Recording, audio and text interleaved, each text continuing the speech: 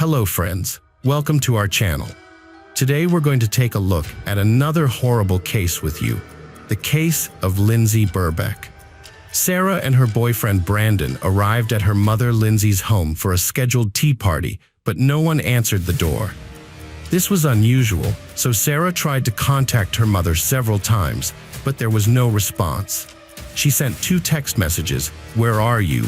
and a series of question marks, but still received no answer. After waiting outside for an hour, Sarah called her father, Tim Burbeck, to report that her mother was missing and not answering her phone. Tim picked up Sarah and Brandon and took them to his house around midnight. Sarah and Tim then returned to Lindsay's house with a spare set of keys, but found no signs of her or any indication of what might have happened. The house was in order, with no note of explanation. At 12:11 a.m. on August 13th, Tim reported Lindsay missing to the police, telling the dispatcher that his ex-wife was missing and could not be found. The disappearance of Lindsay shook the small suburban community to its core. In response, hundreds of people from the community banded together to search for her. The search party consisted of men and women, grandparents, dog walkers, teenagers with bicycles, and mothers with strollers. Despite most of them not knowing Lindsay personally, they were determined to find her. For 2 consecutive days, people gathered at Coppice, fueled by hope of finding a crucial clue that could solve the mystery of her disappearance. After days of searching, posting appeals on social media and putting up posters, the community's efforts continued unabated. However, as the days turned into weeks, it became increasingly clear that the search would be a challenging one. With each passing day, the chances of finding Lindsay alive grew slimmer. The detectives classified Lindsay as high risk, given that she had never gone missing before, and her family described her disappearance as uncharacteristic of her.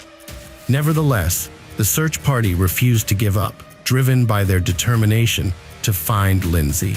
The local community quickly sprang into action, printing and distributing thousands of posters featuring Lindsay's face throughout the neighborhood. A Facebook group dedicated to the search also rapidly gained popularity, reaching 10,000 members within hours of the police appeal being posted online. As a result, posters were soon plastered on every available surface, including lampposts, storefronts, and traffic lights, calling for the public's help in finding Lindsay. The police launched a comprehensive investigation into her disappearance from her home, involving specialist officers, dog handlers, firefighters, mountain rescue teams, volunteers, and the city's search and rescue team.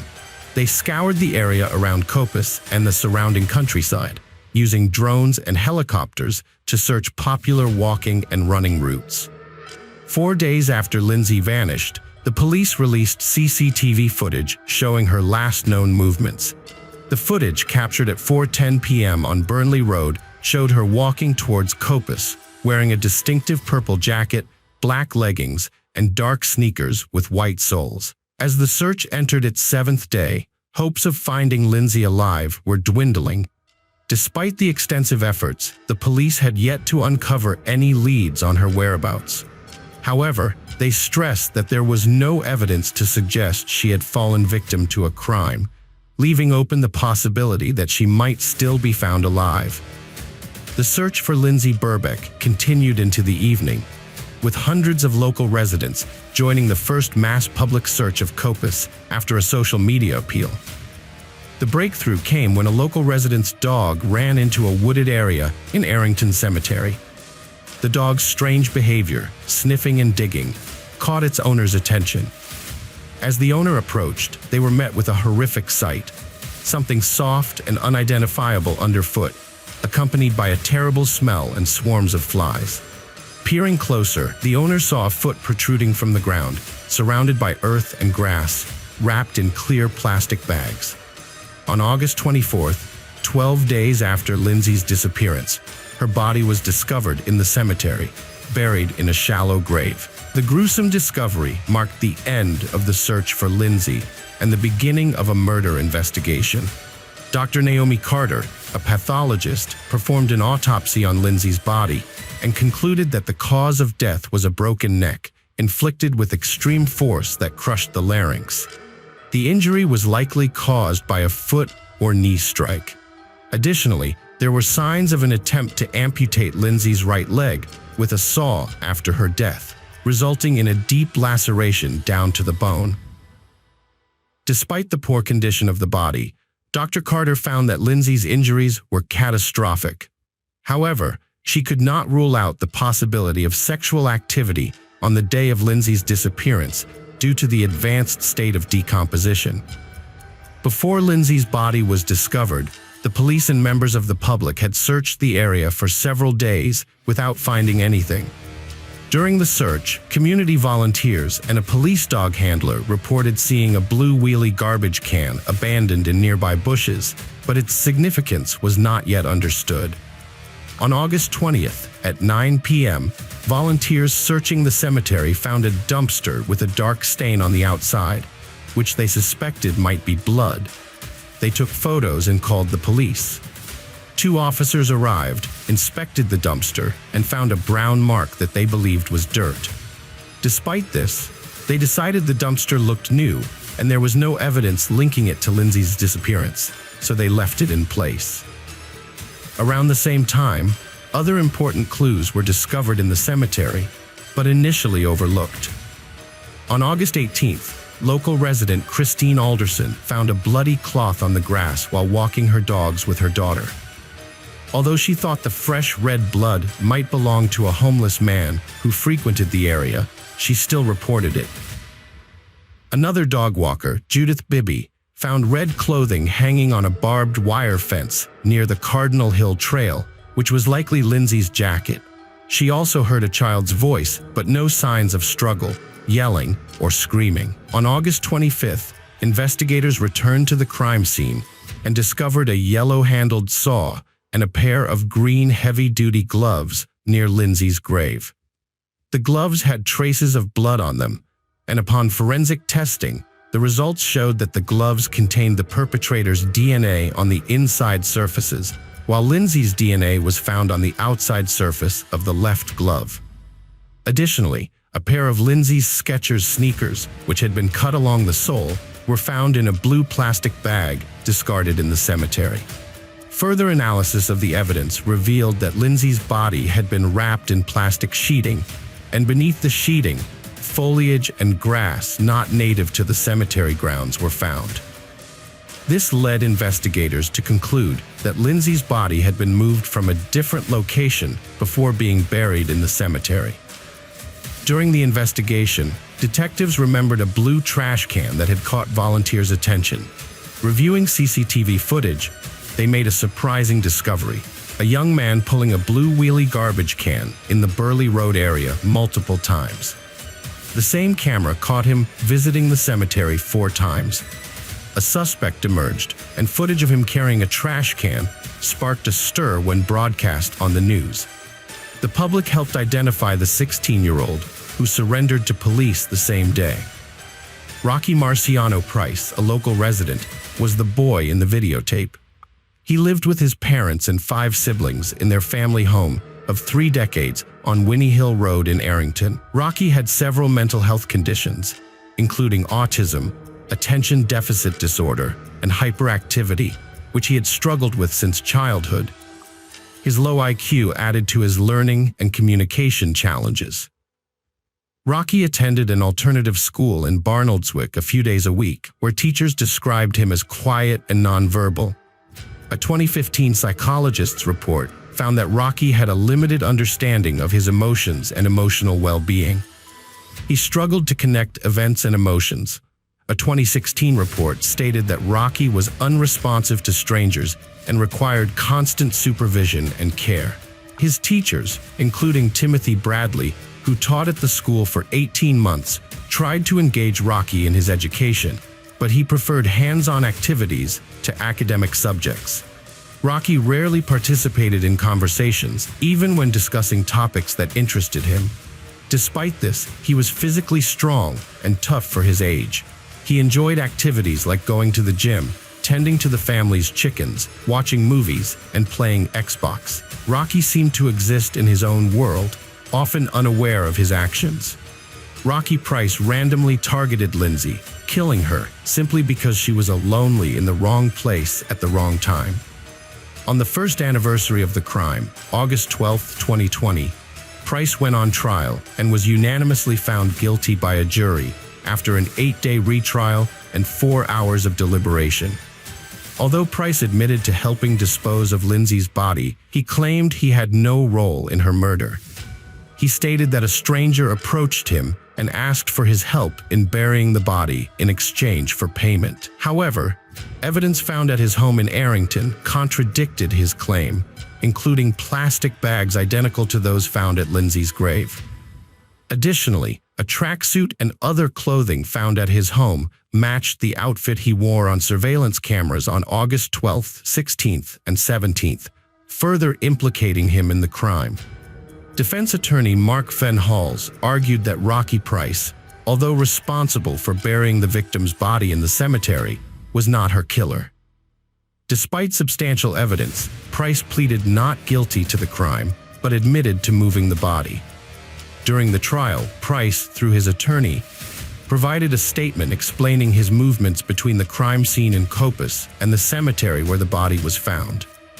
However, the prosecutor maintained that Price acted alone. The motive behind the random attack on 47-year-old mother of two, Lindsay, was never revealed, as the perpetrator did not know the victim. The judge sentenced Price to life imprisonment with a minimum term of 16 years. He will be eligible for release when the parole board deems him no longer a danger to society.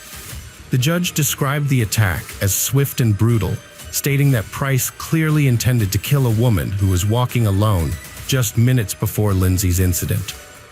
Meanwhile, another woman, Zoe Braithwaite, had a narrow escape from a similar attack. She encountered a suspicious teenager wearing a hood and walking alone on a parallel path. Her instincts kicked in, and she became wary of the individual, noticing that he looked out of place for a walk in the woods at that time of year. She quickened her pace and eventually ran away, likely saving her own life. The judge noted that if it hadn't been Zoe, it could have been someone else, and it was unfortunately Lindsay who fell victim. This was a calculated and intentional attack. After attempting to target one woman, he deliberately pursued another lone woman. His actions after the crime reveal his ability to think and plan. His teachers testified that he excelled in practical tasks, which he utilized to conceal the body. Rocky Price made 2 trips to Copus on the evening of August 12th.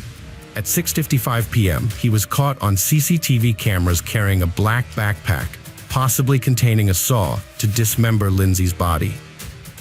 Later, at 8:28 p.m., dog walker Anthony Doe witnessed him pulling out an empty trash can from the same location where his grandfather and other family members are buried. Without showing any signs of panic or excitement, Rocky Price executed a premeditated plan to dispose of Lindsay's body. He placed her in a blue trash can, dragged her to the cemetery, and spent over an hour burying her near the railroad line.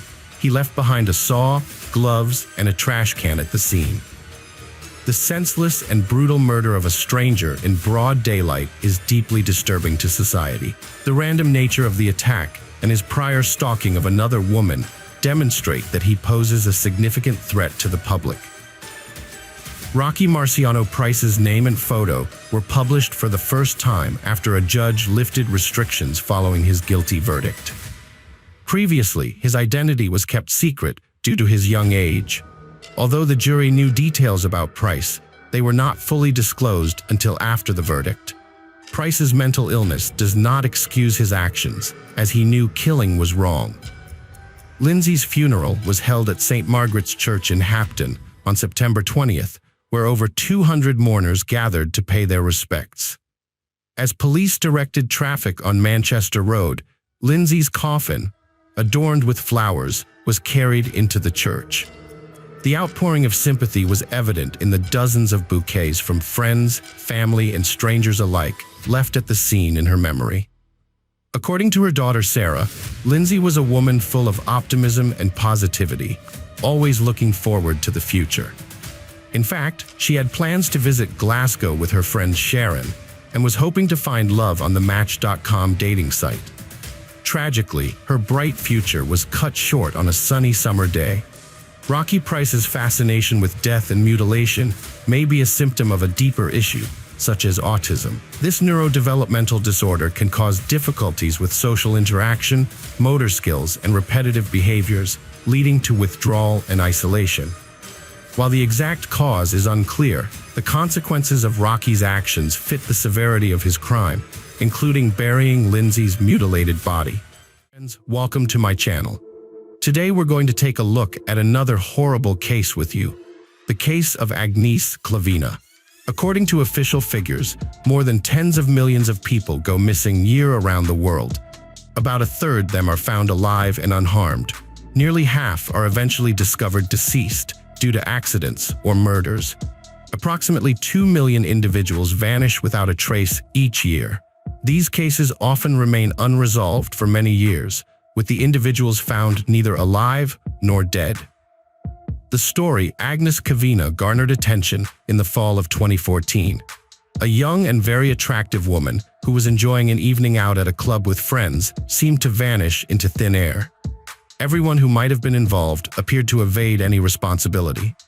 However, in 2023, 9 years after the incident, the case took an unexpected turn. Agnieszka Klawina was born on July 8, 1984, in Latvia's capital city, Riga. She grew up in a typical family. Agnes was the youngest of 2 daughters. Her sister Greta was only a couple of years older, leading to a close and nearly inseparable bond between them. Their parents endeavored to provide both daughters with quality education and ample opportunities to pursue their dreams.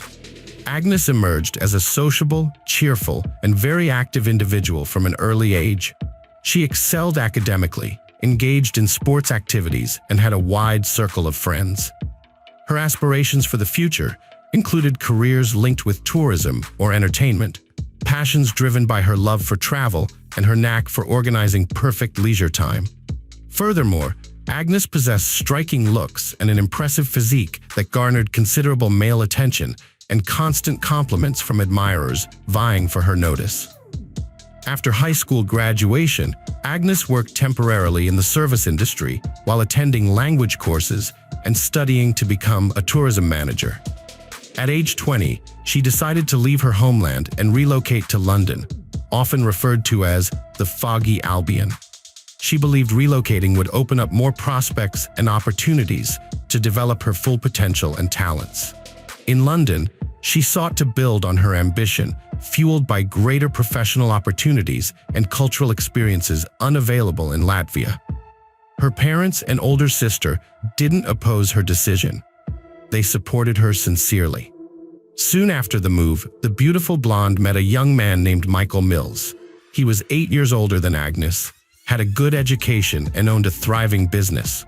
Michael had opened a small movie theater and entertainment complex. He was considered very successful. Agnes and Michael quickly found common ground and began dating. Michael courted Agnes beautifully, giving her expensive gifts. They traveled together and made ambitious plans for their future. The couple seemed truly in love and happy. According to those close to Agnes, this was her first true love. She appeared radiant beside Michael and dreamed of becoming his lawful wife soon. In 2014, Agnes was offered a 3-month labor contract as an administrator at one of the largest, most popular nightclubs in Marbella, Spain. Naturally, this job implied moving temporarily to another country. However, the ambitious young woman didn't want to miss this opportunity at all.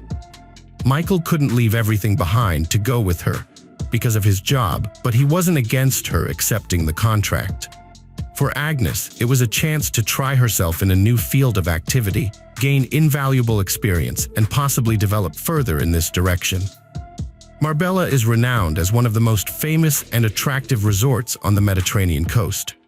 Vacationers from different parts of the world come here, mostly wealthy people, seeking fun and looking to spend money. One frequently encounters show business stars, as well as famous athletes and businessmen. Agnes, who has always been very sociable, enjoyed working in such an environment. Before moving, she visited her family in Latvia to inform them that she had signed a favorable employment contract for 3 months. She and Michael were planning their marriage. Dad, Mom, and her sister were genuinely happy for Agnes and wished her luck. At the end of May 2014, Agnes packed only the essentials for 1 season and went to work in sunny Spain. Her lover stayed in London, but they called each other daily and communicated via video link, sharing everything that was happening in their lives. Agnes actively maintained her profiles on various popular social networks. She posted daily photos, small videos, and stories. She garnered many followers who closely followed her activities and work. It was evident that Agnes was living an engaging and busy life that she enjoyed every day. After the end of her employment contract, she decided to remain in Spain for a couple more months.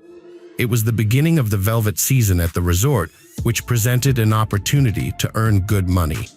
She consulted her boyfriend about this decision. He supported her and promised to visit because they had missed each other. Agnes quickly secured a job as a hostess in a high-end restaurant and renewed her lease. Michael visited her in September as planned. They enjoyed their time together, planned their wedding, and chose a honeymoon destination. Less than a week later, Michael returned to London while Agnes continued working in Spain for another month. She planned to visit her relatives before flying back to England to reunite with her lover. Sadly, these plans were not destined to be fulfilled. On September 6th, Agnes went with friends to a popular nightclub on the Costa del Sol. A few hours earlier, she had informed her fiancé of her plans. He did not object to Agnes enjoying herself with friends. They had fun, took pictures together, which Agnes posted on her online profile that night. According to those who saw her on that fateful evening, she wore a stunning short dress and carried a tiny white clutch handbag. Toward morning, as the friends were preparing to go home, Agnes mentioned she planned to stay a little longer and then take a cab. She was always quite serious and responsible, and she hadn't had much to drink. So her companions saw no reason for concern at that moment. When the friends said goodbye and headed for the exit, Agnes was talking to a man who had bought her a cocktail and appeared eager to gain her favor. After that night, Agnes was never seen again. It seemed as though she had simply vanished into the crowded nightclub. No one could recall what time or with whom the blonde left the establishment or where she went afterward. The next day, Agnes did not show up at work. When attempts to contact her were made, it became clear that her phone was switched off. Concerned colleagues and friends were the first to raise the alarm, but found that the police were slow to respond to their report of a missing person. Toward evening, a worried Michael called Agnes's mother.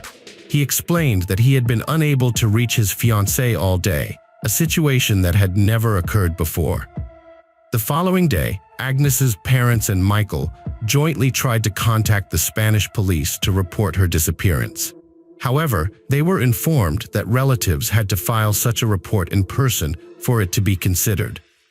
After hearing this, Michael and Agnes's family took the next flight to Marbella.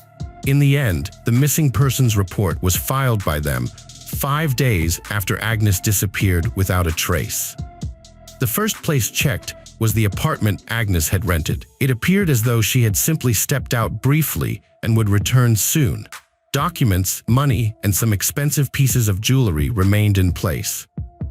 The refrigerator was stocked with prepared food items, and on her bed lay several outfits from which she seemingly chose what she wore on her last night out.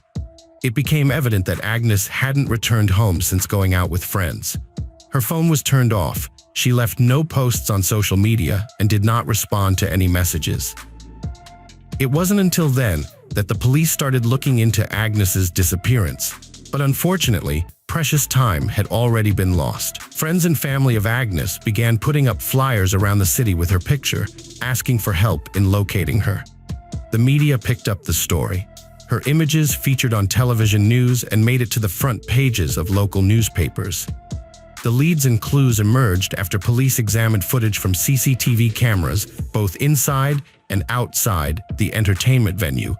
However, there were issues because by then, all files had been erased. Authorities needed specialists and assistants to retrieve them. Their efforts weren't wasted because a camera at the exit to the parking lot showed Agnes around 6 a.m. leaving the club with a man, and it was clear this wasn't of her own accord. This last footage showing Agnes alive was scrutinized in detail. The closer experts looked, the more alarming it appeared. Agnes was being led by a large man, and it was evident she was walking under duress since he held her tightly by the waist. She appeared scared, attempted to break free several times, and spoke emotionally, but the man persistently directed her towards the parking lot, where he practically forced her into his Mercedes A63. When this large man pushed her into the car, another man was already inside while he moved towards the driver's seat. Agnes managed to open the car door trying to escape, but at that moment, a doorman nearby intervened as instructed by a gesture from the driver.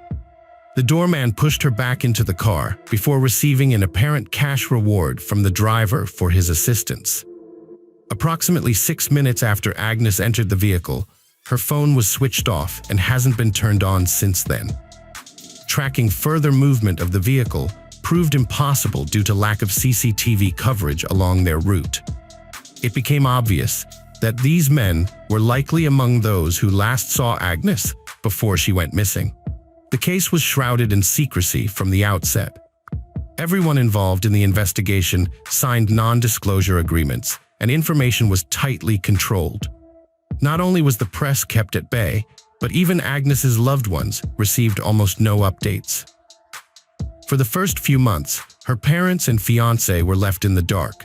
They were simply told that an investigation was underway and that it's too early to draw any conclusions. Given that Agnes not communicated in this period, there was little hope she was still alive. Michael periodically gave interviews pleading for assistance to find his fiancée. However, no responses to his appeals were forthcoming. It wasn't until 6 months later that relatives were shown footage from club cameras and provided with the names of the 3 men last seen with Agnes. The large man who forcibly took Agnes out of the club and pushed her into a car was identified as Wesley Capper, the son of a well-known and influential British millionaire. In the passenger seat sat his longtime associate Craig Porter, who had no particular occupation and frequently appeared on police radar. The third individual was a doorman named Shion Usman. Both Porter and Usman stated under interrogation that they were innocent, asserting that Agnes had entered the car willingly. According to Capper, he and his friend noticed a beautiful blonde woman at the club and approached her to introduce themselves. They claimed she was already fairly drunk, contradicting her friend's statements, but didn't refuse a drink when offered one by Capper. Wesley then suggested continuing the party at his luxurious country house, an invitation Agnes allegedly accepted. However, they asserted that while en route, Agnes changed her mind about attending Wesley's party and asked to be dropped off in the middle of their journey, saying she would take a cab home instead. The man asserted that he had dropped the passenger off at her requested location, an unlit stretch of road. This area notably lacked CCTV cameras. Craig Porter, however, could neither confirm nor deny Wesley Capper's words. According to his confession, he was also very drunk and unaware of when or how Agnes was in their car. He mentioned falling asleep immediately after departing the parking lot. The third suspect, doorman Sean Usman, corroborated that Agnes Kavina appeared intoxicated but could not state whether she entered the car voluntarily. He did confirm that when the car came to a stop, she opened the door and nearly fell out due to her condition. At the driver's request, Usman closed the door and received a substantial tip for his actions. When questioned about whether the woman's actions suggested an escape attempt, he indicated he did not believe so and attributed it to her intoxication. He added that Agnes neither screamed nor sought help. Footage later surfaced showing Wesley Capper leading Agnes into the car by her waist and wrist with considerable force. His defense was that Agnes felt dizzy and he was simply holding her to prevent a fall. Subsequent investigation uncovered another curious yet disturbing video from Soto Grande in southern Spain at the port of Puerto de la Dua. This footage featured John Capper's luxury yacht being moored there. John Capper is a millionaire and father of one of the suspects. Dated September 10th, 4 days after Agnes's disappearance, it shows Wesley Craig and two other men boarding the yacht carrying a large suitcase, which appeared quite heavy, as well as a rolled-up carpet. Upon their return to Porto de la Dua a few days later, they had no luggage with them.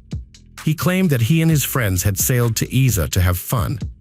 The suitcase, he said, contained their belongings, and what the investigation mistook for a carpet was actually bedding.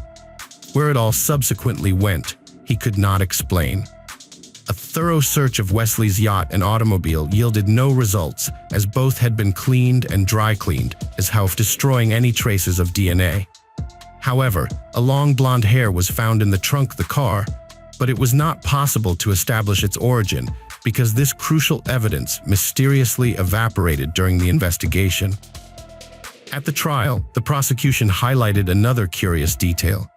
A few hours after Agnes was in the defendant's car, Capper called emergency services several times, but each time dropped the call without waiting for an answer.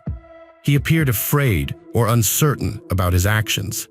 The man himself explained that he was drunk and made the calls randomly. The lawyer for the Klavan family stated that Agnes, in his opinion, was long dead and that her body was resting somewhere on the seabed in the very suitcase that the suspects had brought aboard the yacht. In addition, he believed that the case was deliberately delayed and that criminals had plenty of time to get rid of all evidence proving their guilt. Only a year and a half after Agnes's disappearance did Capper, Porter, and Usman find themselves in court. They were accused of holding Agnes against her will and forcing her into a car. Unfortunately, due to a lack of evidence, there was nothing more to charge them with.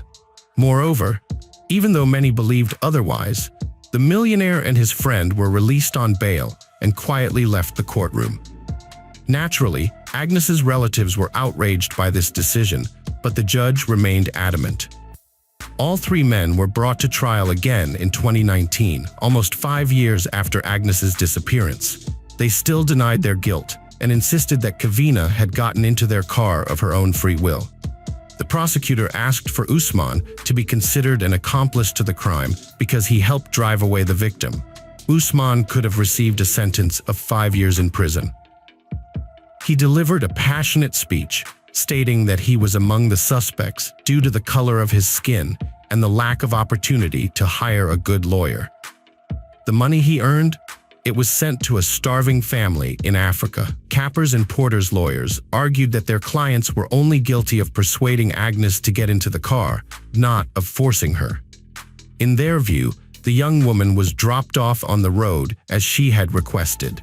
While waiting for a cab to go home, she could have been kidnapped and killed by third parties, given that Agnes was drunk and unable to offer much resistance. The judge's verdict surprised and angered the relatives of the missing young woman because none of the defendants were punished meaningfully. Usman was cleared of all charges. Capper received a sentence of 2 years for taking advantage of Agnes's drunken state to persuade her to get into his car. Porter received 6 months for complicity. In reality, neither man spent a single day in prison as their sentences were suspended. They paid Agnes's family £101,000 in compensation, a sum her family found ridiculous. Discouraged by the decision, Agnes's family appealed. During this time, both defendants managed to break the law once again. Capper, under the influence of alcohol and drugs, knocked down a woman and fled the scene. Porter and his friend, also drunk, stole a car after beating its owner severely. Despite these serious crimes, Capper received only probation due to the expertly crafted defense by his lawyers. He paid substantial compensation to the family of the woman who died under his car's wheels and remained at large. Porter was less fortunate this time and ended up going to jail. There's no information available publicly about the sentence received in 2021, almost 7 years after Agnes's disappearance. The prime suspect, Wesley, had been living a rather immoral lifestyle, indulging in alcohol and illicit substances. This severely impacted his health.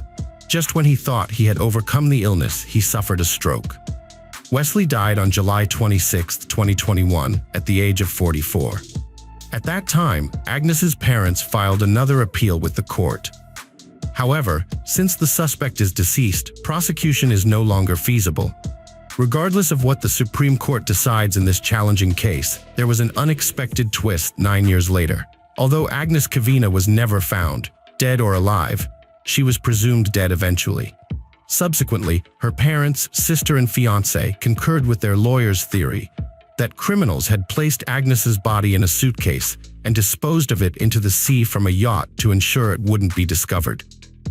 In the summer of 2023, exactly 9 years after Agnes vanished without a trace, the case took another unexpected turn. In mid-June of that year, a gardener working at one of the elite golf clubs in Costa del Sol discovered something unusual near the coast while cleaning up.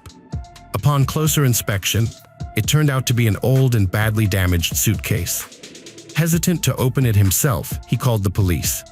Inside this suitcase were human remains.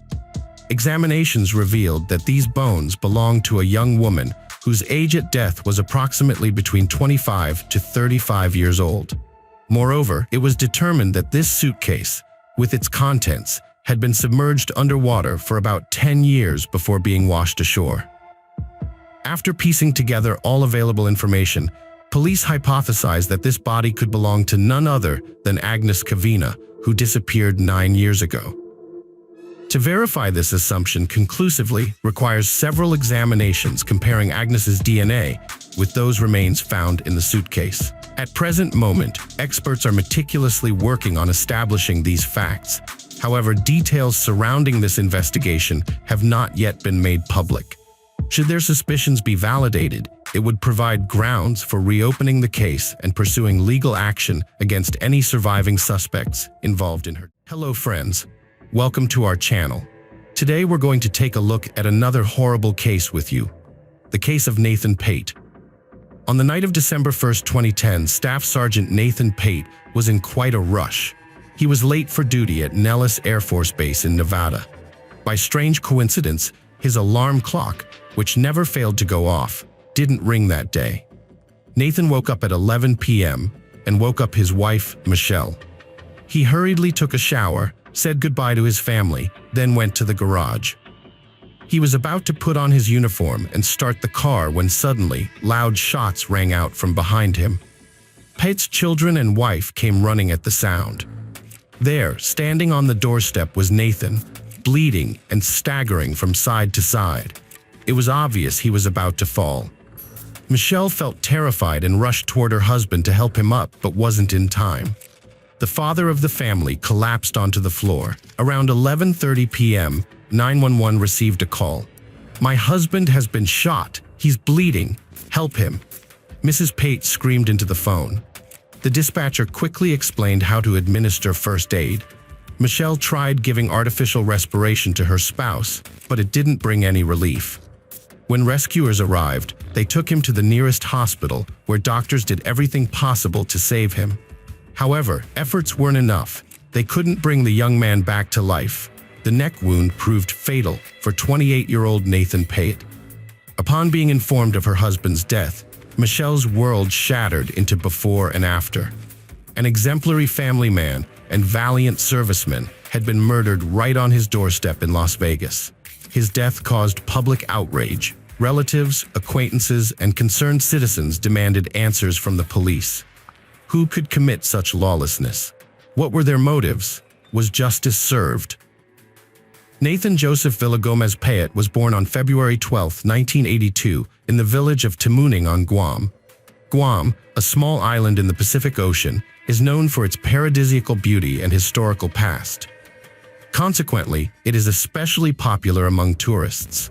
Nathan was born in this amazing region and was fortunate to have a large and loving family.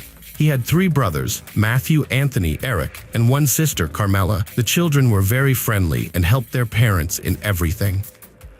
Nathan himself stood out from the others as he never caused trouble. He was a caring child at home and a diligent student at school. Nathan was very sociable, so he easily made friends. Brother Eric recalled that there was perhaps no one who did not want to communicate with him. Living near the ocean fostered Nathan's love for swimming from childhood, which later evolved into a passion for surfing. He spent all his free time on the beach, enjoying the sun and life. Nathan met his future wife during his studies at South High School, located in the neighboring town of Santa Rita. Michelle Anant Chuck was attracted to him at first sight. Young people began spending time together daily, and their affection for each other only grew stronger. They never parted. Together they studied at school, prepared for classes, and helped with household chores. Strong teenage friendship soon transformed into tender love. When Michelle was 16 years old, her family faced a terrible grief as her mother passed away. Consequently, Michelle spent all her free time helping her sister Melissa, the eldest of the Chuck family, who took on the role of mother and mistress of the house. Nathan supported her in everything she did and helped look after the younger children. In 2000, after graduation, Nathan decided to propose to Michelle, who happily accepted his proposal. Given their family's financial constraints preventing them from having a wedding ceremony, the couple received blessings from their parents to move in together instead. To earn a living, Nathan got a job as a receptionist at a local hotel. He earned a decent income, and there was enough money. However, like most young people, Nathan and Michelle were ambitious. They envisioned their own home and, soon, their son Dion was born into the Nathan family. Income then became insufficient to meet their expenses, prompting Nathan to consider a job that could offer his family a more secure existence. This aspiration led Nathan to join the Air Force. After graduation, he was assigned to Elmendorf Air Base in Anchorage, Alaska. After some time, the couple's dream came true when they built their own house. It was in this new home that their second child, a daughter named Niara, was born. Nathan saw success in his military career, which helped him fulfill ambitions that he and Michelle had previously been unable to achieve. Finally, 6 years after their engagement, they celebrated with a big wedding. My mom was extremely proud that her youngest son was the first to go out and achieve something, Eric said. In 2006, Nathan was transferred to Davis-Monthan Military Base in Arizona. He received a promotion to Weapons Loading Team Leader for the A-10 Thunderbolt attack aircraft of one of the Essex squadrons. During this time, he also trained in logistics and material management. Nathan definitely loved his job and performed it with dedication and good intentions. He was truly dedicated to his country. In 2007, Nathan and his family moved to Nellis Air Base near Las Vegas, Nevada. There, he took on the role of Assistant Junior Officer in charge of the supply section for maintenance of combat aircraft. Alongside his career progressions came family growth. Soon after moving, Nathan and Michelle welcomed 2 more sons, Dron and David. Michelle fell in love with Las Vegas. She believed it was an ideal place to live. To make her happy, Nathan decided they would settle down there permanently. Nathan selected the most suitable house for a large family, spacious and bright. Additionally, the future family home was conveniently located 30 to 40 minutes from the military base. Nathan made the down payment with his savings. The only task left was to manage the family's income and expenses wisely. Perhaps he could save some money temporarily, at least until Mr. Pat's next prospects materialized. Initially, Michelle was thrilled with her husband's surprise and set about organizing daily life in their new house. However, over time, their demands grew, and the family's expenditures exceeded Nathan's earnings. The joy of purchasing a new house began to diminish. It's well known that financial difficulties can strain relationships, and Nathan and Michelle were no exception. Realizing that the situation needed correction, Nathan enlisted as a volunteer in mid-2009 when the USA was at war with Iraq. His departure lasted 6 months, during which time the family's financial condition improved considerably. Nathan took solace in this improvement. After a short rest at home, Sergeant Pate decided to return to Iraq. While Nathan risked his life abroad, Michelle struggled with anxiety and intrusive thoughts about being alone with 4 children. Accustomed to a certain standard of living, she found it challenging to envision life differently. To distract herself from these worries, Mrs. Pett took a job at a corporate credit card telemarketing firm. Employment brought variety and new acquaintances into her routine and provided Michelle with her own safety net. Michelle didn't rule out starting her own business in the future and actively engaged in self-development by attending a school of aesthetics. Life went on as usual when Nathan was home. When he left, however, Michelle felt bored. The birth of their children, endless travels, and her husband's prolonged service had cooled their relationship significantly. With Nathan away for long periods and Michelle yearning for love and attention, their relationship faced undeniable challenges. She took a lover who turned out to be her colleague, Michael Rudolph Rodriguez, a 31-year-old, good-looking local womanizer. Unfortunately, the man was also devious and dishonest. He had even spent time in 2007 in prison for forgery and attempted theft. Despite his background, Michelle couldn't resist Sweet Rudy, as they jokingly called him behind his back. By the end of 2009, Nathan returned home. The distance and the ordeal appeared to have strengthened their family relationship. However, this wasn't actually the case. Michelle was playing a double game. She did not want to lose her husband while having an infatuation on the side. She thus tried hard to please Nathan in every way possible. Nathan was fascinated by the changes in her appearance and character. The children, though, had been growing up without a father for a long time, which negatively impacted their education. Determined not to leave his family again for an extended period, Nathan did not suspect that Michelle's striking changes could be linked to infidelity.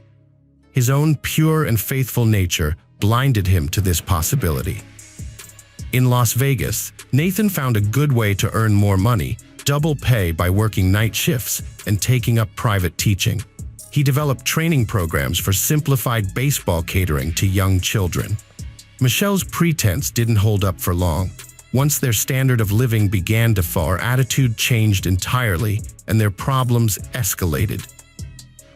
By Thanksgiving in 2010, Brother Eric and his wife Veronica visited the young family and immediately sensed tension between them. They had changed beyond recognition. It seemed like all former feelings between Michelle and Nathan had completely vanished.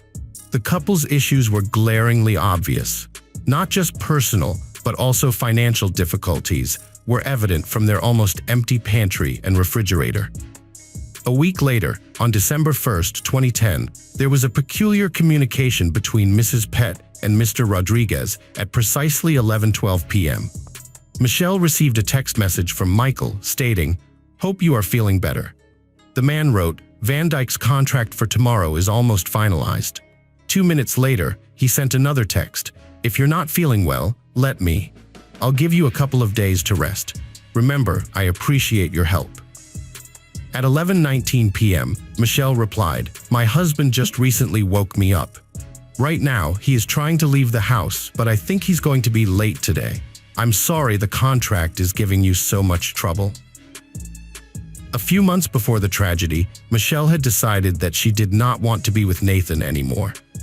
However, she also wasn't planning to leave him because she realized that breaking up would only lead to headaches and empty pockets. She thought, "I don't think he will forgive me and support me after the divorce." Michelle believed that alimony would hardly suffice for a normal life. Additionally, Mrs. Pett was aware of her husband's military insurance policy. In the event of his death, payments totaling approximately $6,500 were due to be made to her.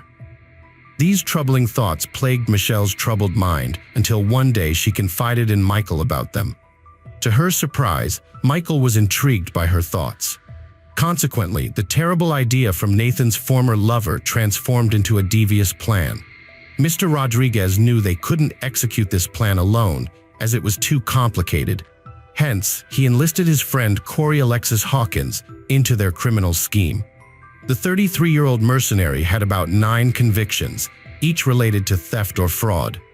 Corey was a hardened criminal and agreed to assist on the condition of a substantial reward. He estimated his participation at $20,000. After much deliberation, Michelle and Michael agreed to his terms. Subsequently, a couple more individuals joined their group. 23-year-old Jessica Austin, Corey's girlfriend, and her friend Shannon. Jessica's friend Shannon was not particularly intelligent. She earned a living by starring in adult films. Shannon was offered 5% of Corey and Jessica's cut for her assistance in the scheme. This lucrative offer quickly enticed her. The initial plan involved shooting Nathan in his Chevrolet Tahoe and then carrying his body in the car to leave it in the parking lot of one of the apartment complexes. Jessica needed to gather the essential items for the criminal act: men's gloves, a car cover, and a fragrance. Shannon's role was to provide Michael with an alibi. She had to confirm that Michael was by her side on the day of the murder, December 1st, 2010. On that day, Michelle felt unwell and deviated from her usual routine by coming home at about 5:30 p.m. Typically, Michelle's classes at beauty school ended late, around 10:40 p.m. Mrs. Pett arrived home just 5 minutes before Nathan left for work on that unfortunate day. Michelle found her husband sleeping on the sofa. She woke him and suggested they go upstairs together. He did not object, and that was their last night as a couple. Nathan, late for work, went downstairs while Michelle was corresponding with Michael. To avoid suspicion, they used code words in their communications. Michael and his accomplice were stationed in a black Cadillac SRX parked near the victim's house. The perpetrators wore latex gloves to avoid leaving any traces. Knowing the sergeant's military training could be advantageous for Nathan, Michael opted for a surprise attack. He approached Nathan from behind and shot him 5 times in the back. Afterward, Michael quickly exited the garage, got into his car, and fled the scene. The perpetrators then retreated to a prearranged location where they burned their clothes in a fireplace and disposed of other evidence. Following this, Michael and Shannon went to a hotel to establish an alibi. Meanwhile, Jessica meticulously cleaned the apartment where they had stayed. Emergency services and police officers arrived at the crime scene and were shocked by what had transpired. The neighborhood where the Pett family resided was typically seen as model territory. Detective Todd Williams initially chose to inspect the shooting scene. He found the garage door unlocked. There was a noticeable odor of iron inside the room. Blood was smeared on the walls and in the traces of it were also visible on the floor. Next to Nathan's uniform were his keys and wallet. Since the valuables were untouched, a robbery murder was ruled out. After examining the scene, Detective Lori Anderson decided to talk to the victim's wife. Michelle explained what had happened. For some reason, she added that the family was struggling financially. This gave the police some ideas. Maybe Nathan was hiding something from his wife, perhaps a gambling addiction, debts, or an affair on the side. At least that would have cleared up the attack. Besides, all the evidence pointed to Nathan being deliberately set up. The police examined the victim's cell phone. It contained only pictures of his wife and children. This convinced the officers that Mr. Pate was a decent man. The investigation continued. The next step in the search for the perpetrator was to canvass the neighborhood. Statistically speaking, there's always someone who saw or heard something. This was indeed true for Nathan. Some neighbors reported seeing a car parked near the house. The car was driven by a man wearing a brown sweatshirt. After shots were fired, the vehicle immediately drove away. Detectives finally had a lead. Nathan's family was shocked to learn what had happened. They caught the first flight out of Guam, waiting for answers. His mother, Carmelita Payette, cried throughout the journey. The woman couldn't believe her son had died so early in life. When they finally reached Nathan's home, Michelle threw herself into her mother-in-law's arms and then lost consciousness. Nathan's mother sensed something unnatural in her daughter-in-law's reaction. For some reason, it seemed faked. The investigators decided to talk to Mrs. Pate again and asked her about the car witnesses had seen nearby. Unexpectedly, she said her colleague Michael Rodriguez had a similar car. Why Michelle gave out this information remains unclear. Police later determined that Michelle had either inadvertently revealed the truth or that the perpetrator's plan was flawed. Detectives then investigated Michael's identity and found that his criminal record heightened their suspicions. He was brought in for questioning, and he responded calmly.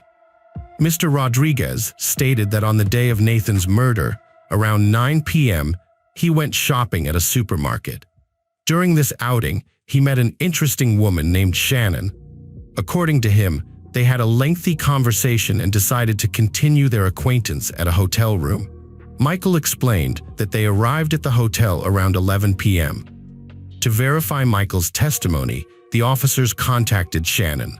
She did confirm their romantic encounter. However, the detective had a feeling something was amiss. The next logical step was to examine the information found in Michelle's phone. Specialists managed to recover correspondence between Michelle and Michael spanning over a year. Their communication turned out to be very suspect. On the exact day of Nathan's murder, the couple discussed a contract with someone named Van DJK. The conversation resembled code rather than a straightforward business negotiation. It seemed like how they planned the crime. Investigators were nearly certain both individuals were involved, but lacked sufficient evidence to detain them longer, so they decided to release Michael until more details could be clarified. After examining Michelle's cell phone, detectives called her back for questioning. She appeared visibly agitated and seemed to be withholding information. Realizing that officers knew more than she wanted them to know, Michelle eventually disclosed her affair with Michael. A little later, she confessed that several months before her husband's death, she and her lover had plotted to kill Nathan. The motive behind this action was apparently tied to insurance payments. Mrs. Pett justified herself by stating that she had repented and claimed she changed her mind during one stage of preparing for the crime. She felt sorry for her husband and even tried to interfere with the plan by turning off his alarm clock. Michelle was counting on her accomplice, not waiting for Nathan or missing him. However, the investigators did not believe in the woman's remorse. Her correspondence eloquently testified otherwise. Additionally, she sent Michael a cute smiley face right after she learned of her husband's death. After a while, Shannon came to the police station to confess. The woman must have realized her predicament. Nonetheless, her involvement in the case was clearly embellished. She explained that Michael had forced her to provide an alibi. Jessica asked for my help. Her friends wanted to teach a big drug dealer a lesson. My job was only to cover up the involvement of one of the attackers. I thought it would be a way to get justice, she explained. She then added that on the night of the attack, Michael told her the whole truth. As soon as I realized I was being used, I immediately went to the police. In addition, I feared for my life. There is no telling what they would have done to me. The woman's words were confirmed by the hotel's CCTV footage that showed Michael and Shannon arrived at the hotel not at 11 p.m., as Michael himself said, but at 11:40 p.m. Her testimony led detectives to Corey and Jessica. Corey had long denied any involvement in the case. He knew what a guilty plea would do to a repeat offender, but Jessica did reveal her role in the sinister plan. To honor the young sergeant's memory, Nathan's family and friends gathered on December 7, 2010, in the chapel at Nellis Base. Michelle decided to skip the ceremony. She was clearly not in the mood for it. In his speech, Eric Pate recalled, "My brother has always been an example for me and the rest of my family. Nathan truly loved life. He was devoted to his wife and children. Everything he did was for his homeland, love, and friends." On December 9th, the remains of Nathan were transported to Guam. On December 15th, a requiem mass took place at St. Francis Church in Tamuning. Military honors were paid at the Pai City Cemetery on Guam's island. His funeral? The cortege consisted of 36 motorcycles. 6 officers carried a casket draped with a U.S. flag upon arrival at the burial site. Afterward, 21 shots echoed in the sky as Nathan was given a hero's farewell. Michael Rodriguez, Corey Hawkins, and Jessica Austin were arrested without bail on December 8, 2010. The next day, Michelle Pett met the same fate. Police feared for her mental state and placed her under surveillance to prevent suicide. On January 4, 2011, in Clark County District Court, charges were read to the 4 accomplices: conspiracy to commit murder and robbery with a firearm, murder with a firearm. Additionally, Michael and Corey faced charges for possessing firearms. The trials dragged on for 3 years as some defendants denied involvement. Armed with strong defense teams, they filed multiple motions aiming to exclude certain evidence from the case, yet each motion got rejected. Their strategies only delayed inevitable punishment by postponing sessions repeatedly. On September 21, 2015, the trial for Nathan Pett's murder began. Michael Rudolph Rodriguez stood trial first and pled guilty to avoid the death penalty. On September 29, 2015, he was sentenced to life in prison without parole. An appeal against this sentence got denied later. At sentencing time, Michael showed no emotion or regret for his crime. Michelle Payer's trial happened 1 month later in a Las Vegas courtroom, a stark contrast as she insisted that she had reconsidered killing her husband. When the judge permitted Michelle to speak a few words in her defense, turned to the parents of the murdered man. With tears in her eyes, she apologized them. "I loved Nathan and our children. I was very confused and made a big mistake," Michelle stated, then fainted once again. The prosecutor asserted that she did not believe the defendant intended to thwart the conspiracy, citing considerable evidence to the contrary. It baffled everyone how a woman, a mother of 4 children, could become so cold-blooded. The judge sided with the prosecution, determining that Michelle was clearly more involved in the crime than she admitted in court. Michelle soon pleaded guilty to conspiracy to commit murder and first-degree murder with a firearm. This plea helped her avoid capital punishment. The Pett family also requested that the court not impose the death penalty on their former relative. At the end of the hearing, the judge described Michelle's crime as incomprehensible and unfathomable. In October 2015, it was Corey Alexis Hawkins' turn in court. He also agreed to a plea bargain to avoid the death penalty and was sentenced to life in prison. His attorney's petition for parole was denied because Corey had helped plan the crime and was present at the time of the shooting. Jessica Austin likewise took a plea deal with prosecutors and later faced charges of conspiracy to commit murder. In March 2016, during Michelle's final sentencing, she cited her unstable emotional state as leading her to commit the crime once more and asked Nathan's family for forgiveness again. Carmelita Pete, who was deeply religious, recognized that her former daughter-in-law felt genuine remorse for her actions and believed that Michelle's soul needed forgiveness. Thus, Nathan's mother forgave Michelle in the courtroom. She added afterward that Michelle had already endured substantial punishment by losing contact with her children, who feared their mother might harm them too. Erichet informed her of this perspective. He believed Michelle was deeply shaken by her mother-in-law's words. Her family is now moving on without her, and the children will up knowing their mother is a murderer. Eric's wife, Veronica, also felt the need to speak out. She told Michelle that she hated her and then added that Michelle dishonored the family name with her greed and love for a man she barely knew. Michelle had destroyed her own family. She became the murderer of the man she once loved immensely, with whom she shared a home and future. Could Michelle have ever imagined how her unchecked ambition would turn out? Hardly. People in this category often live in a perpetual pursuit of happiness without appreciating what they already have. Nathan, unlike Michelle, spent his whole life giving selflessly. Despite being sleep-deprived and risking his health and life, he fulfilled his beloved's dreams, yet never found recognition from her. The children of the Pett family will remain traumatized for life. It's doubtful they will be able to create strong families or socialize effectively. The painful experience of their parents' predicament will stay before their eyes forever. Welcome to our channel. Today we're going to take a look at another horrible case with you, the case of Jessica Knott. Jessica Knott was born on June 22, 1986, in the city of Allamont Springs, Florida. She had an older brother, a younger sister, and loving parents. Her father worked as a construction worker, often traveling to other states for several days, leaving the kids alone with their mother. Jessica was a cheerful and lovely child. She liked to spend a lot of time outdoors with friends, play with her siblings, and she also had a deep love for animals. On April 5, 1996, When Jessica was 9 years old, her family decided to visit her grandparents for Easter.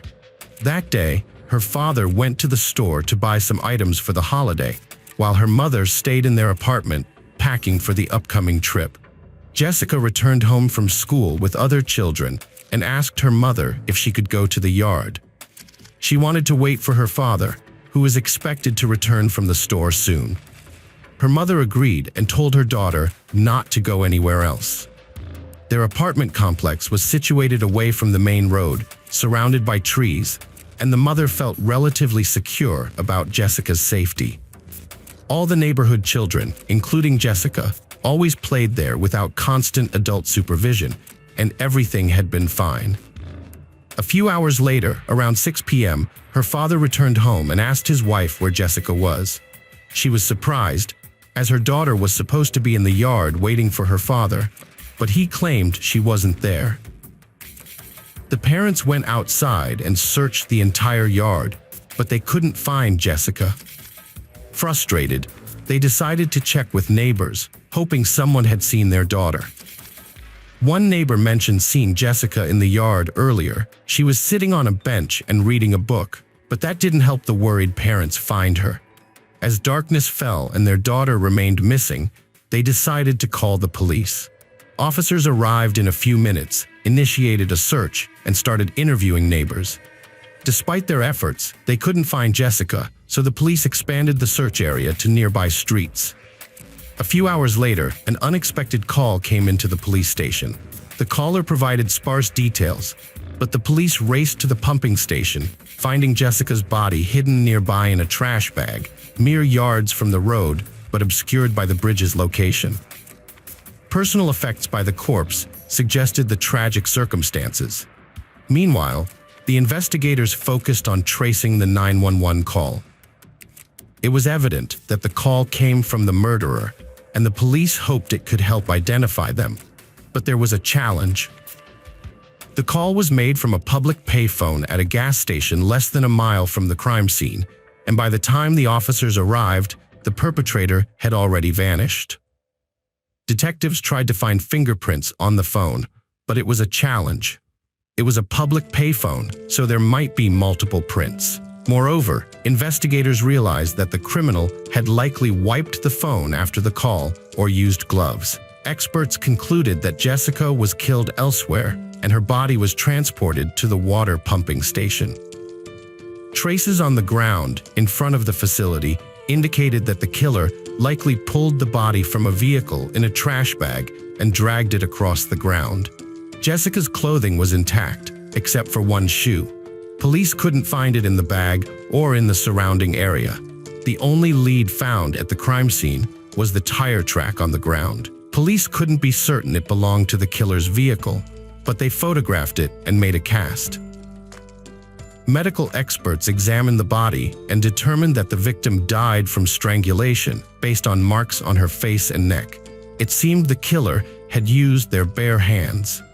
A partially digested hamburger was found in her stomach, which she had consumed less than an hour before her death. Her mother stated that she had not provided Jessica with any such food that day, leading the police to believe that the meal was provided by the killer. Experts also found no signs of sexual assault, leaving the motive of the perpetrator entirely unclear. Initially, the police began to consider Jessica's parents as suspects, as neither of them had a solid alibi. At the time of Jessica's disappearance, her mother claimed she was packing in the apartment, and the father was shopping. Theoretically, they both had the opportunity to commit the crime. The police tried to understand how the killer managed to take Jessica from her complex's yard without anyone noticing or Jessica screaming. This led them to believe that the perpetrator likely knew the victim well, and she left with him willingly. Another supporting factor was the tone of the killer's voice during the 911 call. Despite the experts' efforts to clean up the recording, they noticed sorrow and regret in the killer's voice, as if they genuinely regretted committing the murder. The fact that the killer took the risk of calling 911 spoke volumes. The perpetrator could have done it either for the thrill of playing with the police and manipulating the investigation, or they genuinely regretted their actions and wanted to somehow alleviate that feeling. Considering the caller's evident sadness, investigators leaned towards the second option. Police inspected Jessica's father's car, finding something intriguing in the trunk. There was a roll of black trash bags similar to the one containing the victim's body. However, an expert examining the bag from the crime scene quickly determined it differed from those found in the father's car, clearly belonging to a different roll. So the man was temporarily ruled out as a suspect, and investigators shifted their focus to others. Forensic experts carefully examined the victim's clothing and body for potential clues, uncovering a few leads. They discovered a substantial amount of dog hair, despite the fact that Jessica's family did not own a dog, suggesting the animal belonged to the killer. Additionally, they found human hair on her body belonging to an unknown white male. However, the experts required a few days to extract the DNA profile. Two types of foreign fibers were also discovered on Jessica's clothes. Through analysis of their structure, the experts concluded that one likely came from a car seat cover and the other from a carpet, further supporting the theory that the victim was killed elsewhere and transported to the water pumping station by car. Regarding the dog hair found on Jessica's clothing, experts attempted to determine the breed using the FBI's database, which contained microscopic photos of hair from various dog breeds. This database has been helpful in criminal cases where dog hair could be crucial evidence. Experts compared the hair sample with the database, ruling out one breed after another. Ultimately, they concluded that the hair on the victim's clothes belonged to a Shar-Pei. It appears the killer owned a Shar-Pei, and the hair ended up on Jessica's clothes, either in the perpetrator's vehicle or at their residence. According to the preliminary theory of investigators, the killer somehow might have lured Jessica into his car, taken her to McDonald's for a hamburger, and then brought her to his home and murdered her. Meanwhile, the experts attempted to enhance the phone call recording, but it proved to be a challenging task. They decided to try a different approach and sought assistance from NASA. NASA had advanced tools for clearing audio recordings, originally designed to enhance recordings from space. They agreed to help and provided the police with a higher quality audio track. However, the experts still needed a voice sample from the suspect to compare it with the call recording and establish a match. Based on the detectives' assumption that the killer might have known Jessica, they decided to play the call recording for her mother, hoping she could recognize it. She listened to it for the first time and said that the voice sounded familiar, but the mother couldn't remember whose voice it is. However, during a second attempt, it clicked. She recognized the voice as their neighbor who lived in the same complex, although she couldn't remember his name. She told the detectives that the man often walked his Shar-Pei in the yard. Police swiftly identified the man as 35-year-old James Crow. During the initial hours of Jessica's disappearance, investigators had already questioned him along with other neighbors. He mentioned that he saw her in the yard while walking his dog, and they spoke briefly before he left. Detectives dug into his background and found that Crow had no criminal history. He lived with his wife, who was a nurse. The man was a former truck driver, currently unemployed, and he spent most of his time strolling the streets with a Shar-Pei named Pumpkin. The detectives realized that merely the similarity in voice and owning a dog of a specific breed wasn't enough for an arrest, so they obtained a search warrant for his car. They discovered two disturbing clues. Under the front passenger seat, there was an empty Happy Meal bag, even though Jessica had a McDonald's hamburger in her stomach and James didn't have children. This seemed highly suspicious. Experts also noticed that the car had brand new tires, as if they had barely been used. Police found out that Crow replaced them on the day of Jessica's murder, even though his previous tires were not particularly old and could have lasted for several more years. Crow claimed to have left the old tires at a car service, which was quite unusual considering they were not old at all. So the police headed to this service building, but by the time they arrived, there was only one tire from James's car left. They compared its tread pattern from what was found near the body, but detectives faced an unexpected twist. They didn't match. However, they initially weren't 100% sure that the tire mark on the ground was left by the killer's car and not some other vehicle, as maintenance staff regularly visited the building, and this tire mark could have belonged to their vehicle. The police also searched James's apartment, where they found a new lead, a box containing several rolls of trash bags matching the size and color of the one found on the victim's body. Obviously, this couldn't be considered strong evidence, so detectives had to figure out if there was a way to establish that the bags had come from the same roll. At first glance, this task seemed impossible. The bags themselves had no markings or distinctive features, and there were hundreds of manufacturers of such products. But even the detectives were soon surprised by the creativity they could display in such a complex challenge. They contacted N.L. Roberts, the man responsible for quality control at the company that produced the bags found in the suspect's apartment. At first, he identified the specific factory where the bags were produced, as there was a special code on the cardboard box containing the rolls, indicating that the product was made at a facility in Virginia. The expert then explained that a tiny amount of iron or titanium is included in the composition of the bags, depending on their color. Considering that the factory produces bags of various colors, the materials in the production are constantly changing, and the ratio of plastic to iron or titanium literally changes daily, since such tiny amounts cannot be measured with 100% accuracy, and there's no need to do that. In other words, experts could take bags from the suspect's apartment and the crime scene, measure the presence of the elements in the plastic using high-intensity X-rays, and get a very precise ratio. Through this analysis, they found that the ratio of iron and titanium to plastic in both bags was absolutely identical, indicating that they were manufactured on the same day and should belong to the same batch. But that's not all. During the production of trash bags, a small amount of microscopic debris ends up on the machines, which is acceptable within production standards.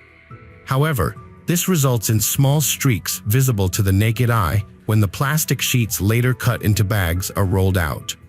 These streaks are present on every bag in large amounts, forming a unique pattern for each roll of fabric. The debris particles on the conveyor belt are constantly moving, falling off and being replaced by new ones.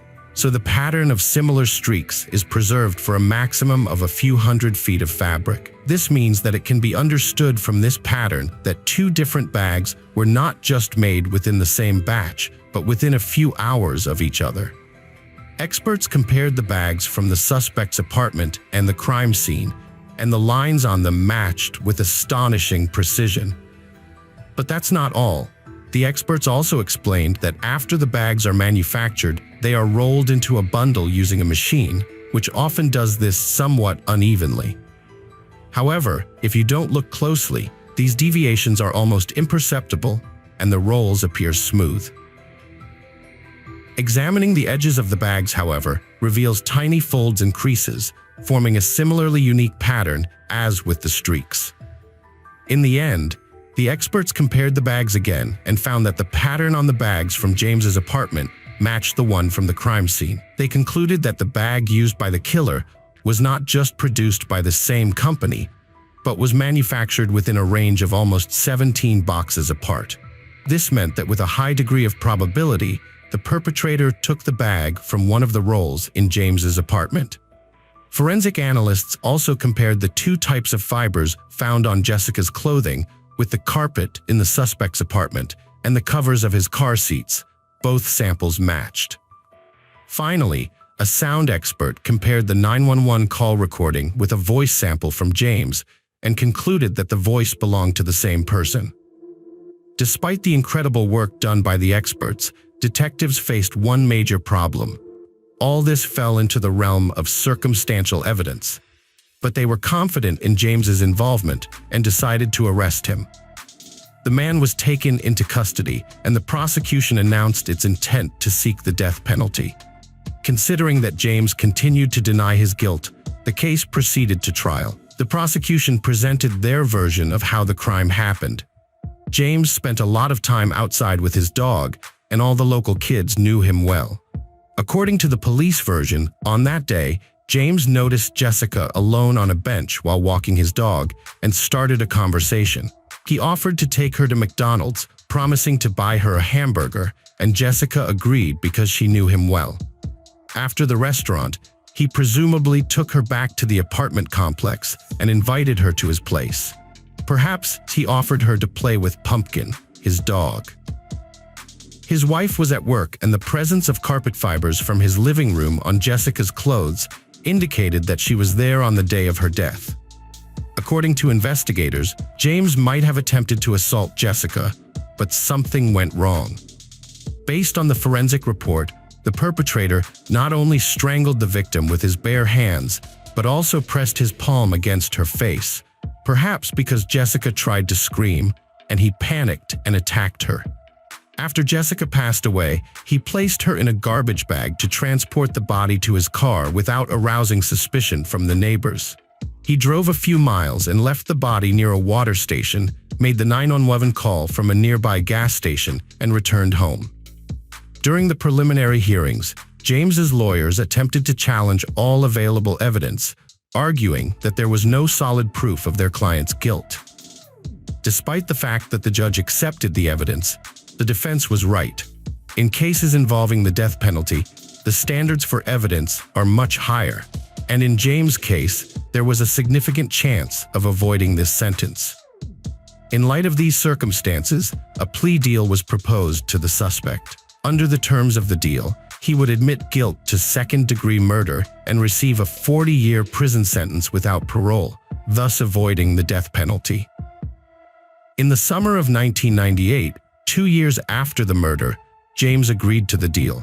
He wasn't required to disclose any details of the crime, but he mentioned that part of his decision was to spare Jessica's family and save them from going through the trial. The prosecution believed that the perpetrator genuinely showed remorse, citing his 911 call, the purpose of which remained unclear. The only logical explanation in this context was that James sincerely wanted to alleviate his guilt for such a heinous crime. Jessica's parents were not pleased with the deal, as they had hoped for the death penalty, and they also wanted the killer to confess. But James remained silent. Nevertheless, he didn't live to see the end of his term. James passed away in November 2011 at the age of 49 due to health problems, taking the details of his actions and motives with him to the grave. Jessica's case involved truly unique work by experts and detectives. The amount of information they gathered by examining ordinary garbage bags astonished even the judge, who had never encountered such evidence. Welcome to our channel. Today we're going to take a look at another horrible case with you. The case of Zoe Hastings. Zoe Hastings was born on November 20, 1996, in Kansas. She was the eldest of 5 children, with 3 younger sisters and a brother. Zoe was always available to assist her parents in caring for her siblings, willing to cancel any plans if her parents needed a helping hand.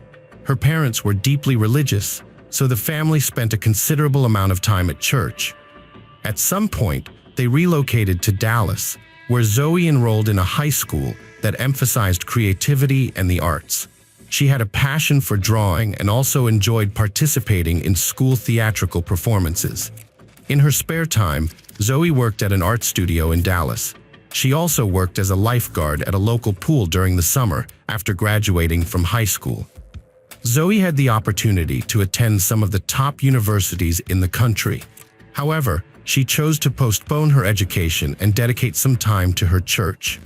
In October 2015, when Zoe was 18 years old, she was preparing to go on a mission trip for her church and was eagerly looking forward to the journey.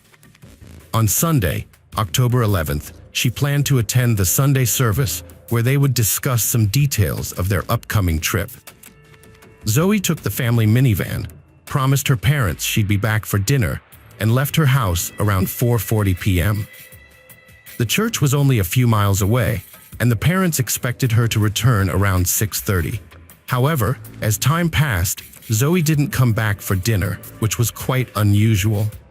They sent her several messages, but there was no response. They also tried calling her again with no luck. After some time, they started calling her friends and family members, thinking Zoe might have visited someone after the service, but none of them had seen her that evening. Finally, her parents decided to call the church, and they encountered an unexpected turn of events. Zoe never showed up there. The parents became even more worried and decided to contact the police. Such behavior was highly unusual for their daughter, as she always told them where she was going and never disappeared without any explanation. They called 911, but the officers did not come to their house to take a missing person report, so the parents drove to the police station themselves, filed a report, and began searching for their daughter. They retraced the entire route from home to the church several times, but couldn't find any trace of Zoe. This went on almost all night, and as morning approached, her mother suddenly had an idea. She recalled that her daughter had an iPhone tracking app, which gave them access to her location. They discovered that her phone was just a few hundred yards from the church, near a small creek across the road from it. The parents immediately went to that spot, and to their horror, they saw a lot of police cars, as well as an ambulance and emergency services approaching. One of the officers explained to them that there had been a car accident a few hours ago. The police received a call from a person who was walking their dog, and at one point, a man approached them saying that there had been a car accident near the creek and a woman was injured. They both ran to the scene, where the witness found this woman in a pool of blood and called 911. Police officers quickly identified the deceased. It was Zoe Hastings. However, they immediately realized that she didn't die as a result of the accident. It was obvious from the first look that she had been a victim of murder. Zoe lay on the ground a few hundred yards from the minivan, which was partially submerged in the creek. There was a lot of blood near her body, and police officers noticed multiple cuts on her neck. Zoe's dress was pulled up, and her underwear was rolled down, leading detectives to assume that the killer likely assaulted her. Zoe's parents tried to approach their daughter, but the officers stopped them, saying they shouldn't witness such a gruesome scene. While investigating the crime scene, officers found several clues. All the minivan doors except the driver's were locked, which could indicate that the perpetrator either drove the vehicle themselves or approached Zoe directly at the scene. A few yards from the creek, near an embankment under the bridge, police found a blood-covered knife, which was likely used as the murder weapon. Zoe's smartphone data assisted the investigators in establishing the timeline of case. The GPS data showed that she arrived at the creek at 5:01 p.m., only 20 minutes after leaving her home, and she was apparently killed within a few minutes of arriving there. The police also discovered that after leaving home, Zoe made one stop. She went to a DVD rental service near her local Walgreens to return a movie. While experts examined the victim's body and all the available evidence, detectives decided to look for potential witnesses who were at the store or nearby at the same time as Zoe. After speaking with dozens of people, they managed to find two potential witnesses. The first witness was Lester Clark, who worked at a tattoo parlor next to the store on that day.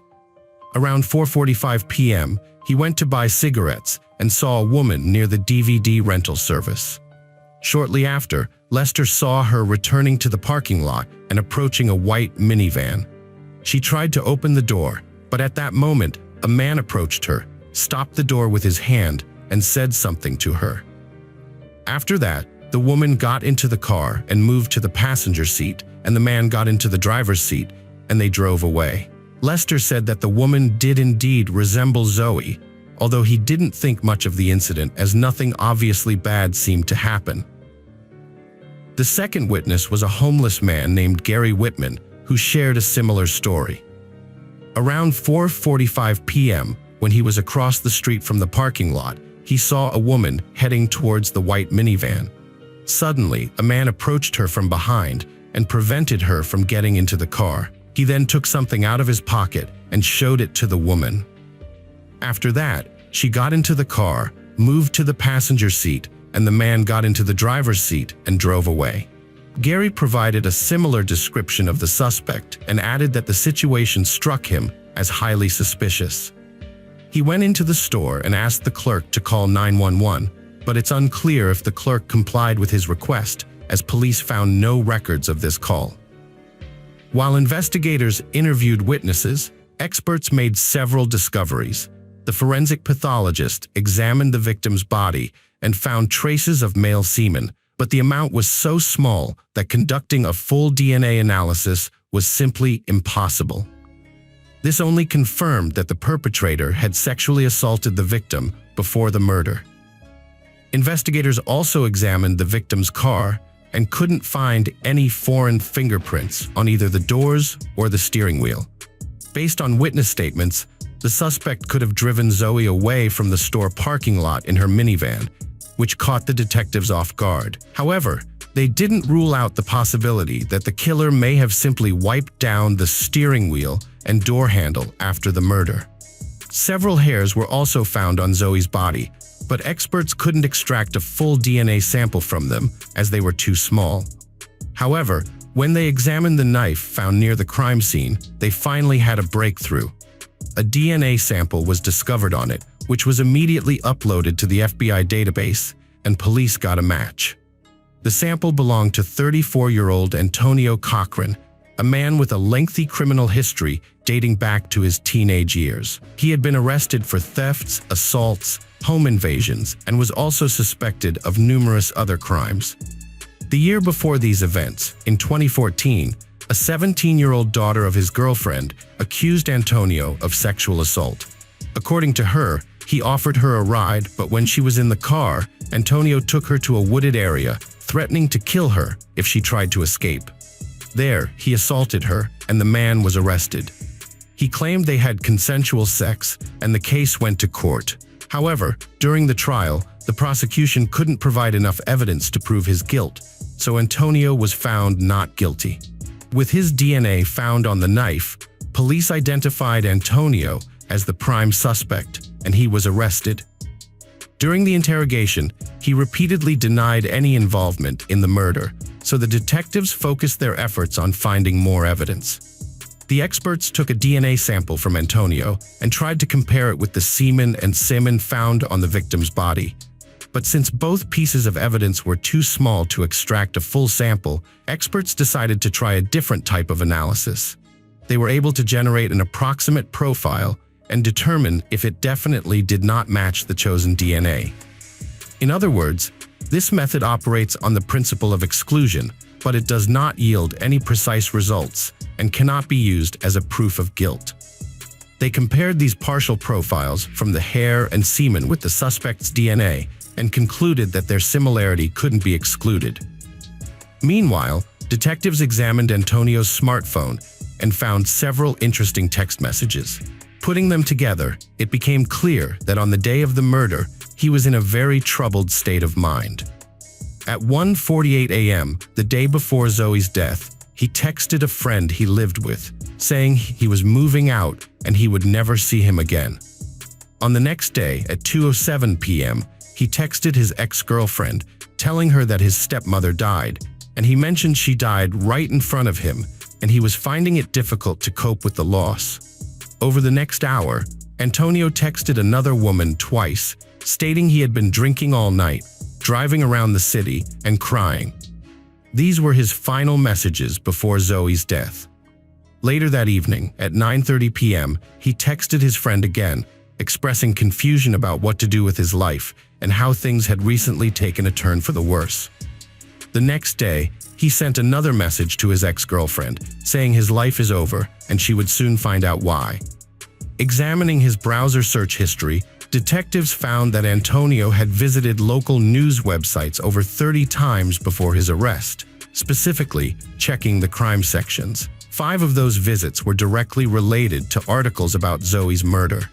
They also noticed that before her death, he rarely visited news sites. Police only found one page in his browsing history related to gang activity. Antonio's smartphone provided the detectives with another lead.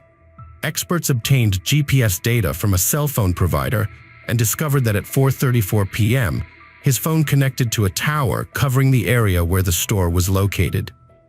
This coincided with the time Zoe was there, but this data wasn't considered strong evidence. It only indicated that his phone was within a few miles of the tower. Nevertheless, it suggested that Antonio arrived in the area just minutes before Zoe left the parking lot. His home was quite far, and throughout the day, his phone had been connected to a different nearby tower. Detectives also learned that Antonio had started a new job at a grocery store just 3 days before the incident. On Monday, the day after the murder, he didn't show up for his shift without giving any explanation. Despite the extensive list of circumstantial evidence against Antonio, the only strong evidence remained the suspect's DNA on the handle of the knife.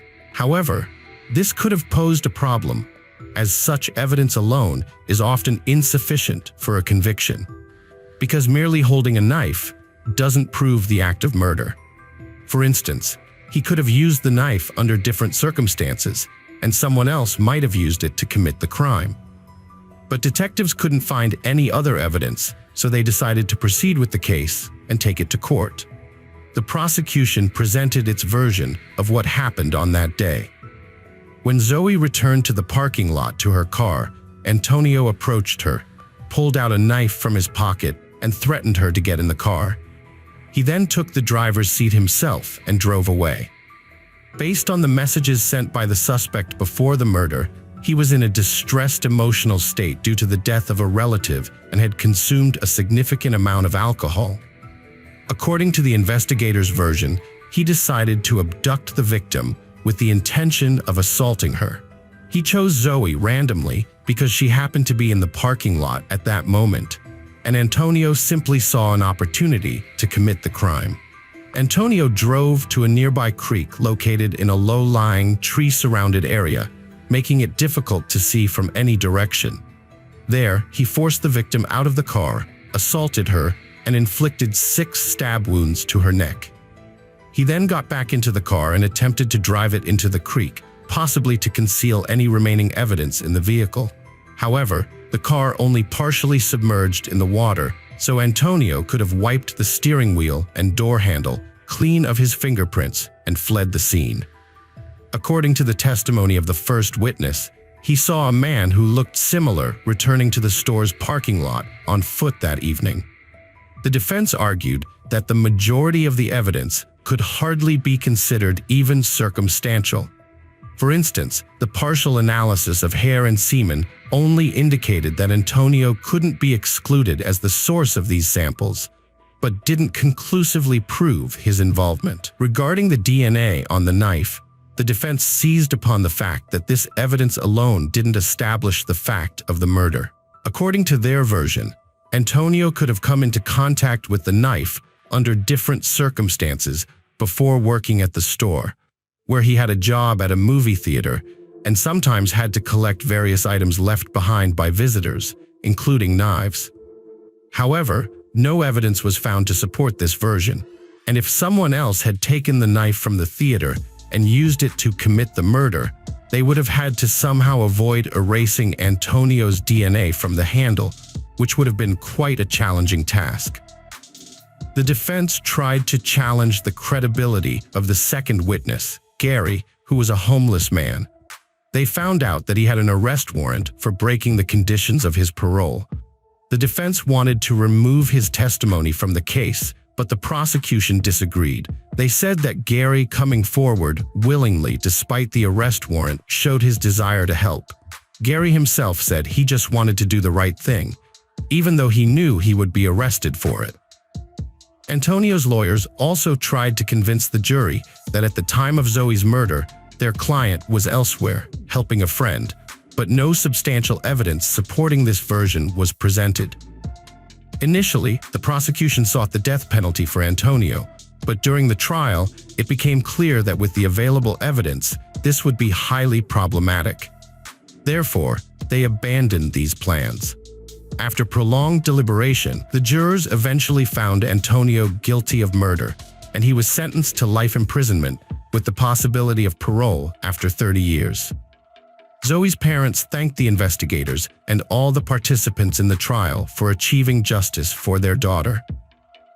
Her father also shared that from a young age, he had warned all his children about the dangers the world might pose to them, and he had exerted all his efforts to protect them. But his eldest daughter was abducted just a few hundred yards from their home, and he couldn't do anything to prevent it. To our channel, today we're going to take a look at another horrible case with you, the case of Elizabeth Smart. On June 5, 2002, 14-year-old Elizabeth Smart was asleep in her bedroom in the affluent town of Federal Heights, Salt Lake City, Utah, sharing the room with her sister Mary Catherine. As the night wore on, their peaceful slumber was shattered. A soft-spoken man, armed with a knife, forced open a window in the girls' room, disturbing Mary Catherine, who pretended to be asleep in an attempt to protect her sister. The intruder then turned to Elizabeth, ordering her to remain silent, threatening to harm her if she didn't comply. Fearing for her life, Elizabeth obeyed, putting on shoes before being taken outside the house. Meanwhile, Mary Catherine lay still for 2 hours, waiting for the perfect moment to alert her parents, Ed and Lois Smart. When she finally woke them up, she told them that someone had taken Elizabeth, but her parents were initially skeptical, thinking their daughter might have been dreaming. However, as the events began to unfold, they took Mary Catherine's story seriously. After inspecting Elizabeth and Mary Catherine's bedroom, Ed and Lois found a cut window screen, which corroborated Mary Catherine's story. Concerned for Elizabeth's safety, Ed and Lois promptly notified the authorities. The police arrived at the Smart family home and questioned Mary Catherine about the man who had abducted Elizabeth from their bedroom. Mary Catherine described the abductor as having dark hair on his arms and the backs of his hands. Although the man had spoken quietly to Elizabeth during the incident, Mary Catherine could still identify his voice as somehow familiar, even though she couldn't recall any specific occasion when she had heard it before. About 3.5 hours after Elizabeth was taken, the authorities used the Rachel Alert system to broadcast information about her abduction to the public. The Rachel Alert, named after a Utah girl who was abducted and murdered, enabled the authorities to rapidly disseminate information to a wide audience and enlist the public's help in locating Elizabeth. The police investigated people who had toured the Smart family's home, which was up for sale, as potential suspects in Elizabeth's abduction since she had been taken from her bedroom on June 5, 2002. Additionally, they searched the family's computer, seeking any online interactions Elizabeth may have had with strangers, as this was a common tactic used in child abduction cases. The day after Elizabeth's kidnapping, her devastated parents, Ed and Lois, made a heartfelt and emotional appeal on national television, pleading for her safe return. Ed addressed the perpetrator directly, his voice filled with desperation and love, asking them to bring their daughter home. With tears in his eyes, he begged the person responsible to have mercy and return Elizabeth safely, expressing his immense love for his daughter and his unwavering commitment to finding her. In Federal Heights, the police interviewed Elizabeth's neighbors, but none of them reported seeing or hearing anything unusual on the day she was abducted. The lack of information was surprising to the police, who had hoped to gather more leads to aid the investigation. Following Elizabeth's abduction, Rocky Anderson, the mayor of Salt Lake City, made a public announcement offering an initial reward of $10,000 for her safe return to her family. This amount was later increased to $250,000. A massive search effort was launched, with nearly 12,200 volunteers joining Elizabeth's family and friends to look for her. However, at a news conference, the police admitted that despite receiving thousands of tips, their progress in the case was limited.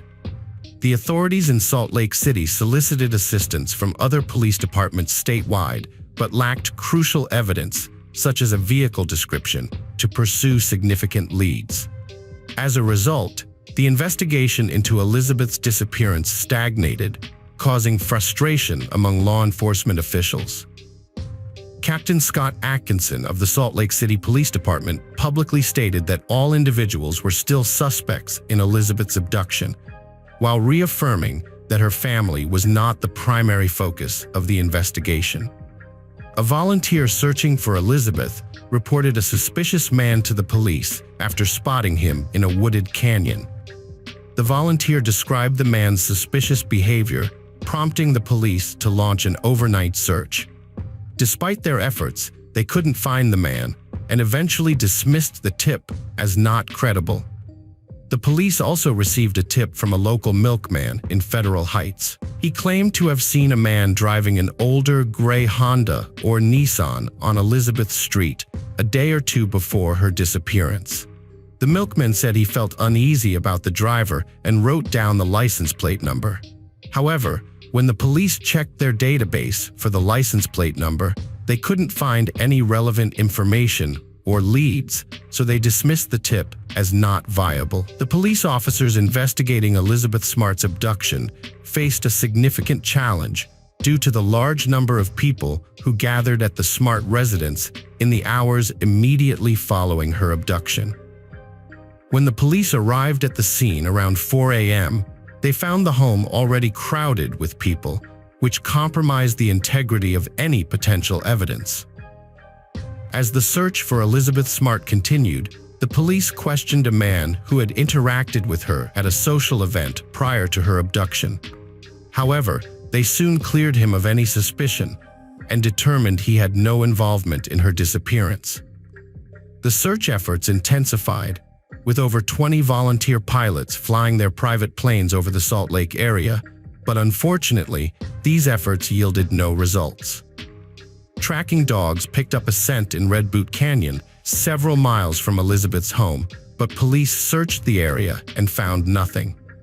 The search for Elizabeth had taken a toll on her father, Ed Smart, who was on the verge of exhaustion. He collapsed from the strain and was taken to the hospital, but was released a few hours later and continued searching for his daughter. Ed and his wife, Lois, were utterly exhausted, unable to sleep, and barely holding on. In a media interview, Ed expressed his frustration and determination to find Elizabeth, stating that they were holding on to hope that their daughter was alive and would soon return home to them. Despite their exhaustion, Ed and Lois Smart remained hopeful that Elizabeth would come back to them. Elizabeth's mother, Lois Smart, publicly declared her love and devotion to her daughter through a heartfelt statement to the media, saying, "Elizabeth, if you can hear us, we love you." Her loved ones gathered for a candlelight vigil, praying for her safe return home. Following Elizabeth's abduction, the police asked her father, Ed, to take a polygraph test, which he willingly agreed to, demonstrating his family's cooperation in aiding the authorities to locate their daughter. The investigation subsequently ruled out the possibility that Elizabeth had staged her own disappearance and confirmed that she did not run away. Police got a tip about Brett Michael Edmonds, who was sighted in Federal Heights around Elizabeth's abduction time. They looked for him but couldn't find him. He'd moved to New Mexico and Texas. After a chase, they caught a guy who looked like him, but it wasn't him. The police eventually located Brett Michael Edmonds in West Virginia, where he had been hospitalized due to an overdose and liver failure. Although his health was critical and there were fears he might not survive, his condition stabilized enough to allow authorities to question him about Elizabeth's abduction. In a fortunate turn of events, Brett was conscious, alert, and able to speak, enabling the police and FBI agents to interview him. During the interview, Brett fully cooperated with the authorities, who ultimately concluded that he was not involved in Elizabeth's abduction. After Brett Michael Edmonds was cleared as a suspect in Elizabeth's abduction, police turned their attention to 48-year-old Richard Albert Ritchie. Elizabeth's father, Ed Smart, informed police that he had employed Richard at his home for 2 months the previous year. Ed said that since Richard didn't own a vehicle, they made a deal. Ed would give Richard his 1990 Jeep Cherokee in exchange for his labor. However, Ed was unaware that Richard Ritchie was a career criminal and he later stated that if he had known about Richard's background, he wouldn't have hired him. Richard Ritchie's criminal history dates back to 1973, when he was convicted of second-degree felony burglary, marking the start of a string of offenses over several decades. In 1981, he was convicted of burglary for a separate incident. His most serious crime occurred in 1983 when he was sent to prison for aggravated robbery and attempted murder after wounding a police officer during a gunfire exchange with authorities during a drugstore robbery. Additionally, Richard Ritchie was convicted of theft in 1996 for stealing approximately $2,500 worth of food from a food pantry in Richfield.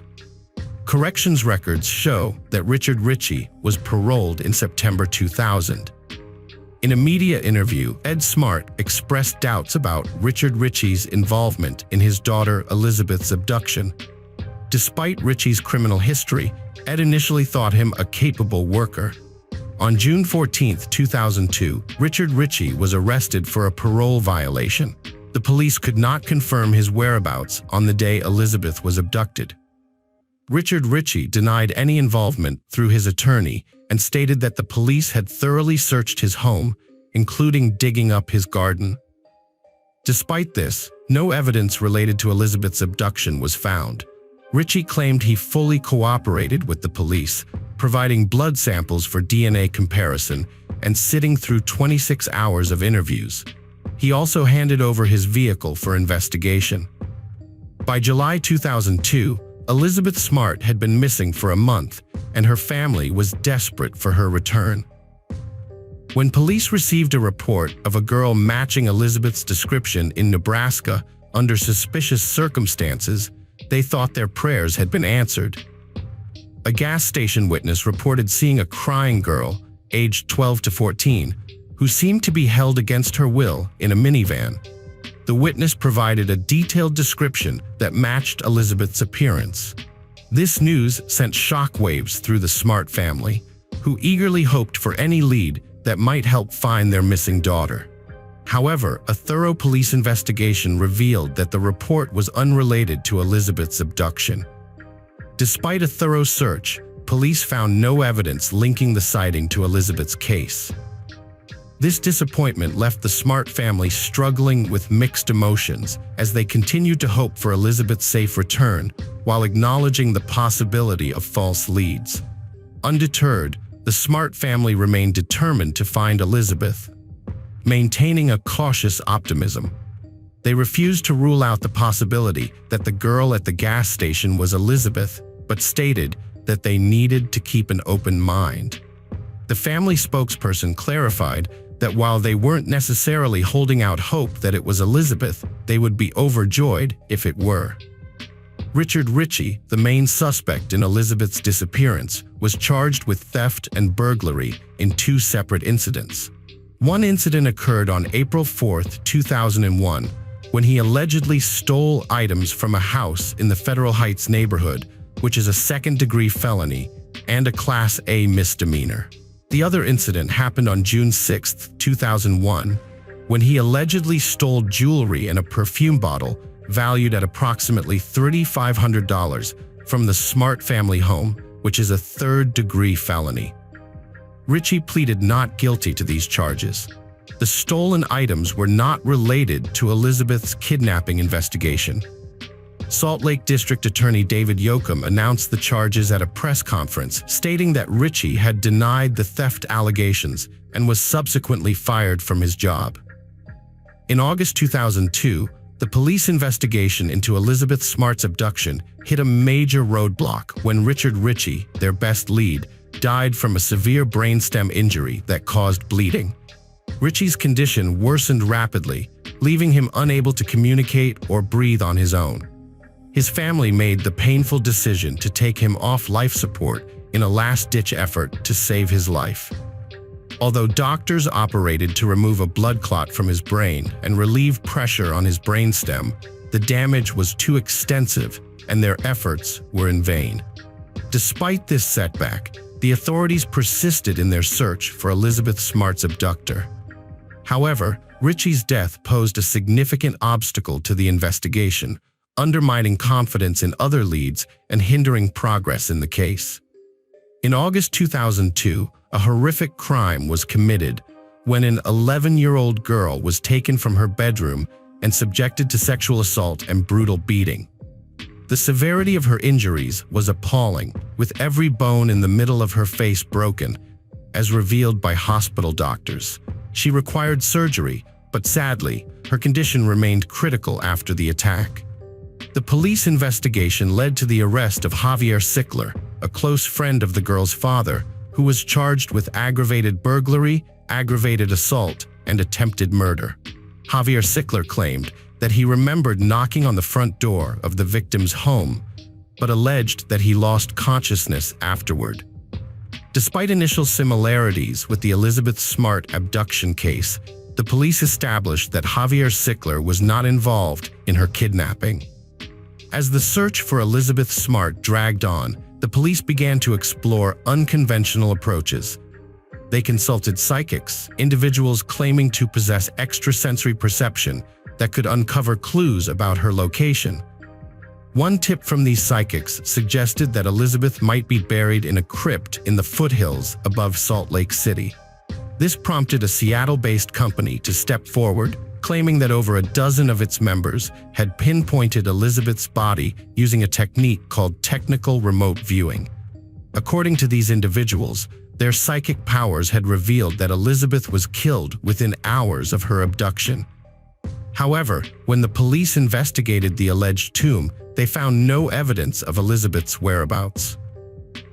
In November 2002, Walter Kenneth Holloway was arrested after claiming to be the kidnapper of Elizabeth Smart and demanding a $3 million ransom from her parents, Ed and Lois Smart.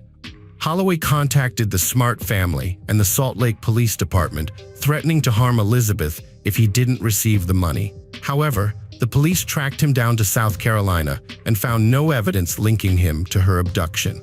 Ed Smart was outraged by the extortion scheme, which he felt diverted police attention away from finding his daughter and wasted resources that could have been used to locate her. In October 2002, Elizabeth's sister Mary Catherine had a sudden realization. The voice of the abductor was identical to that of Emmanuel, an unemployed man the family had briefly hired to work on their roof and rake leaves in their yard. Although the police were initially skeptical, due to the short duration of Emmanuel's employment with the family, the long delay between the abduction and Mary Catherine's revelation, and her limited exposure to the abductor's voice, the family decided to have a sketch artist draw Emmanuel's likeness based on their descriptions. The resulting sketch was finally released in February 2003 and received widespread media attention, featuring on prominent television shows such as Larry King Live and America's Most Wanted. Relatives of a man named Brian David Mitchell identified a suspect drawing released by the police. They provided contemporary photographs of him, which helped authorities verify that the sketch was an accurate likeness. On March 12, 2003, two couples in Sandy, Utah, recognized Brian David Mitchell walking with a woman and a girl who they knew from the news as the missing girl's abductor. The woman accompanying Mitchell was later identified as his wife, Wanda Berry. The couples quickly called the police, and officers were sent to the location. After questioning, the missing girl from Salt Lake City, Elizabeth Smart, was confirmed to be present. The officers then rescued her and arrested both Mitchell and Berry. Elizabeth provided a shocking account of being abducted, abused, and held captive. Brian David Mitchell had taken her from her home to an encampment outside Salt Lake City. The camp was a makeshift shelter hidden by dense foliage for camouflage. There, she met Wanda Barzee, Mitchell's wife, who played a significant role in her captivity. At first, Wanda Barzee acted like a caring mother figure, offering Elizabeth comfort and warmth. However, as the weeks passed, Barzee's behavior changed dramatically. She began controlling Elizabeth, forcing her to follow their strange religious beliefs. Barzee demanded that Elizabeth pray, read scriptures, and take part in religious rituals. Elizabeth faced a highly traumatic experience during her captivity when she was forced to marry Brian David Mitchell against her will. Wanda Barzee threatened her with physical harm if she refused to comply with their demands. The wedding ceremony, which Mitchell pretended was a symbol of eternal love, was actually a sham with no legal validity, serving only to reinforce Brian David Mitchell's control over Elizabeth. After forcing Elizabeth into marriage, Brian David Mitchell began assaulting her. He claimed he was a Davidic king, tasked by a higher power to kidnap virgins to fight the Antichrist, as a justification for his actions. During her captivity, Elizabeth suffered unimaginable abuse, including being chained to a tree with a metal cable that severely restricted her movement and prevented her from escaping. In addition to physical restraint, Elizabeth was also subjected to psychological manipulation. She was forced to take the new name Esther, inspired by the biblical figure, which symbolized the loss of her identity and the control exerted over her by Brian David Mitchell and Wanda Barzee. Elizabeth was repeatedly sexually assaulted by Brian David Mitchell, leaving her traumatized and fearful. She was also forced to look at explicit magazines, further worsening her trauma and degradation. Throughout her ordeal, Elizabeth was constantly threatened with violence and even death, leaving her in a perpetual state of fear and anxiety. To weaken Elizabeth's resistance, Mitchell frequently forced her to consume alcohol and take drugs, exploiting these substances to break down her defenses and make her more susceptible to his control. The constant intoxication left her disoriented, vulnerable, and disconnected from reality, making it easier for her captors to commit their atrocities. Moreover, Elizabeth was subjected to starvation and fed scraps by her captors. After her rescue, Elizabeth described Wanda Barzee as the most evil woman she had ever encountered. Following years of legal proceedings, Wanda Barzee pleaded guilty to all charges related to Elizabeth's abduction and was sentenced to concurrent 15-year terms in state and federal prison in 2016. Her federal imprisonment was eventually terminated, and she was transferred from the Federal Medical Center Carswell in Fort Worth, Texas, to the Utah State Prison in Draper, Utah, to begin serving her state prison sentence. Elizabeth Smart spoke out against the release of Wanda Barzee in September 2018, despite which Barzee was still set free. At the time, Smart, an advocate for child safety, expressed concern that Barzee still posed a threat to others, citing her lack of remorse and signs of rehabilitation. The controversy surrounding Barzee's release drew media attention and highlighted ongoing concerns about the parole of convicted criminals. After years of legal battles, Brian David Mitchell was sentenced to life imprisonment for kidnapping Elizabeth Smart. During the hearing, Elizabeth addressed her kidnapper directly, delivering a powerful and emotional statement. She described the pain and trauma he had inflicted, telling him that the 9 months in captivity had taken an irreplaceable part of her life. Despite this, Elizabeth showed remarkable resilience and determination, vowing to lead a good life despite the darkness he had brought into her life. Her words reflected her strength and determination to overcome. Welcome to our channel. Today we're going to take a look at another horrible case with you, the case of Jamie Melgar. Sandra Melgar often lies in her small prison cell, reflecting on the unexpected turns her life has taken. She never thought she'd become a widow and a suspect in her husband's murder. It's unbelievable that a year and a half after his death, a grand jury indicted her, and nearly 5 years later, a jury convicted her based on circumstantial evidence alone, with no clear motive or physical proof linking her to the crime. At 59, every day since her husband's passing has been a living nightmare. In a recent interview, Sandra said that she still catches herself thinking she'll go back home. Her blue eyes were red and puffy as tears streamed down her pale cheeks. She mentioned wanting to tell him things, forgetting he's gone. It doesn't feel like he's really gone. It's like he's temporarily away or on a trip. She added that she tries not to dwell on it, before pausing tearfully. Sandra has been incarcerated at the William P. Hobby Unit, a women's prison in rural Texas, for the past 10 months. Despite her circumstances, she has managed to stay connected with her friends and family, many of whom remain convinced of her innocence.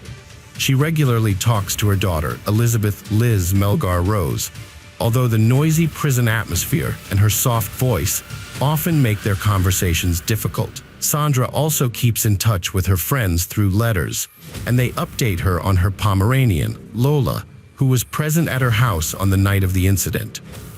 Most weekends, Liz's mother, Sandra, gets to spend a couple of hours with a rotating group of friends and family, thanks to the efforts of one of her closest friends who coordinates these weekly visits. Liz acts as her mother's strongest advocate, taking it upon herself to speak on her behalf and passionately discussing what she sees as a grave injustice that has taken a devastating toll on her mother's life, depriving her of both her husband and her own freedom.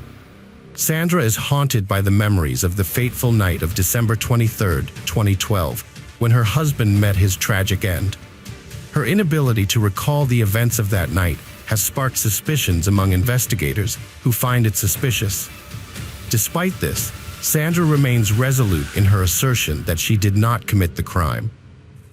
As Sandra lies in her prison cell, her thoughts often wander back to the evening she and Jamie had celebrated their 32nd wedding anniversary on December 23, 2012. That night, Sandra Melgar was jolted awake by the incessant barking of their dogs, her vision blurred as she struggled to orient herself in the dimly lit room. Her body ached and her head throbbed as she lay on the closet floor, her hands and feet bound behind her back, her undergarments soiled. Sandra, at 5 feet 4 inches tall, attempted to stretch out her legs and roll over to look through a gap under her closet door. However, her bindings and the 2 hip replacements she had undergone restricted her movement. Even if she could manage to free herself, a chair had been placed in front of the door to block her access, with the door handle inaccessible from the outside. Inside the bedroom closet, Sandra's husband of 32 years, Jamie Melgar, lay dead, with 31 stab wounds on his hands and chest. The previously white walls of the closet were now stained with blood, and a gray telephone cord had been used to bind his feet together. A medical examiner's report confirmed that Jamie's injuries were all defensive wounds, indicating that he had fought back against his attacker rather than trying to escape. A particularly vicious blow had almost severed his right thumb, which likely caused the extensive blood spatter found in the closet and bedroom. The bedroom was in disarray, with dresser drawers open and contents scattered everywhere. Clothes, books, and pill bottles littered the floor. Sandra's black purse and red wallet had been rummaged through, and their contents were spread out on the blood-stained white comforter.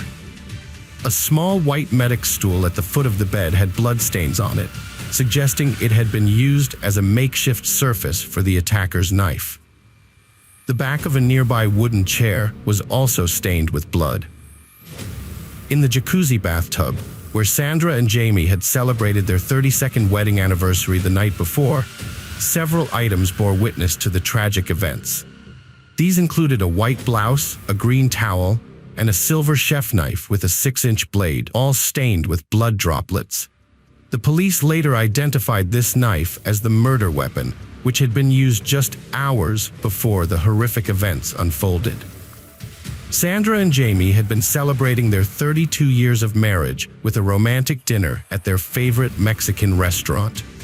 They had planned to continue their celebration in a relaxing way, with a jacuzzi session accompanied by candles, cocktails, strawberries, and whipped cream.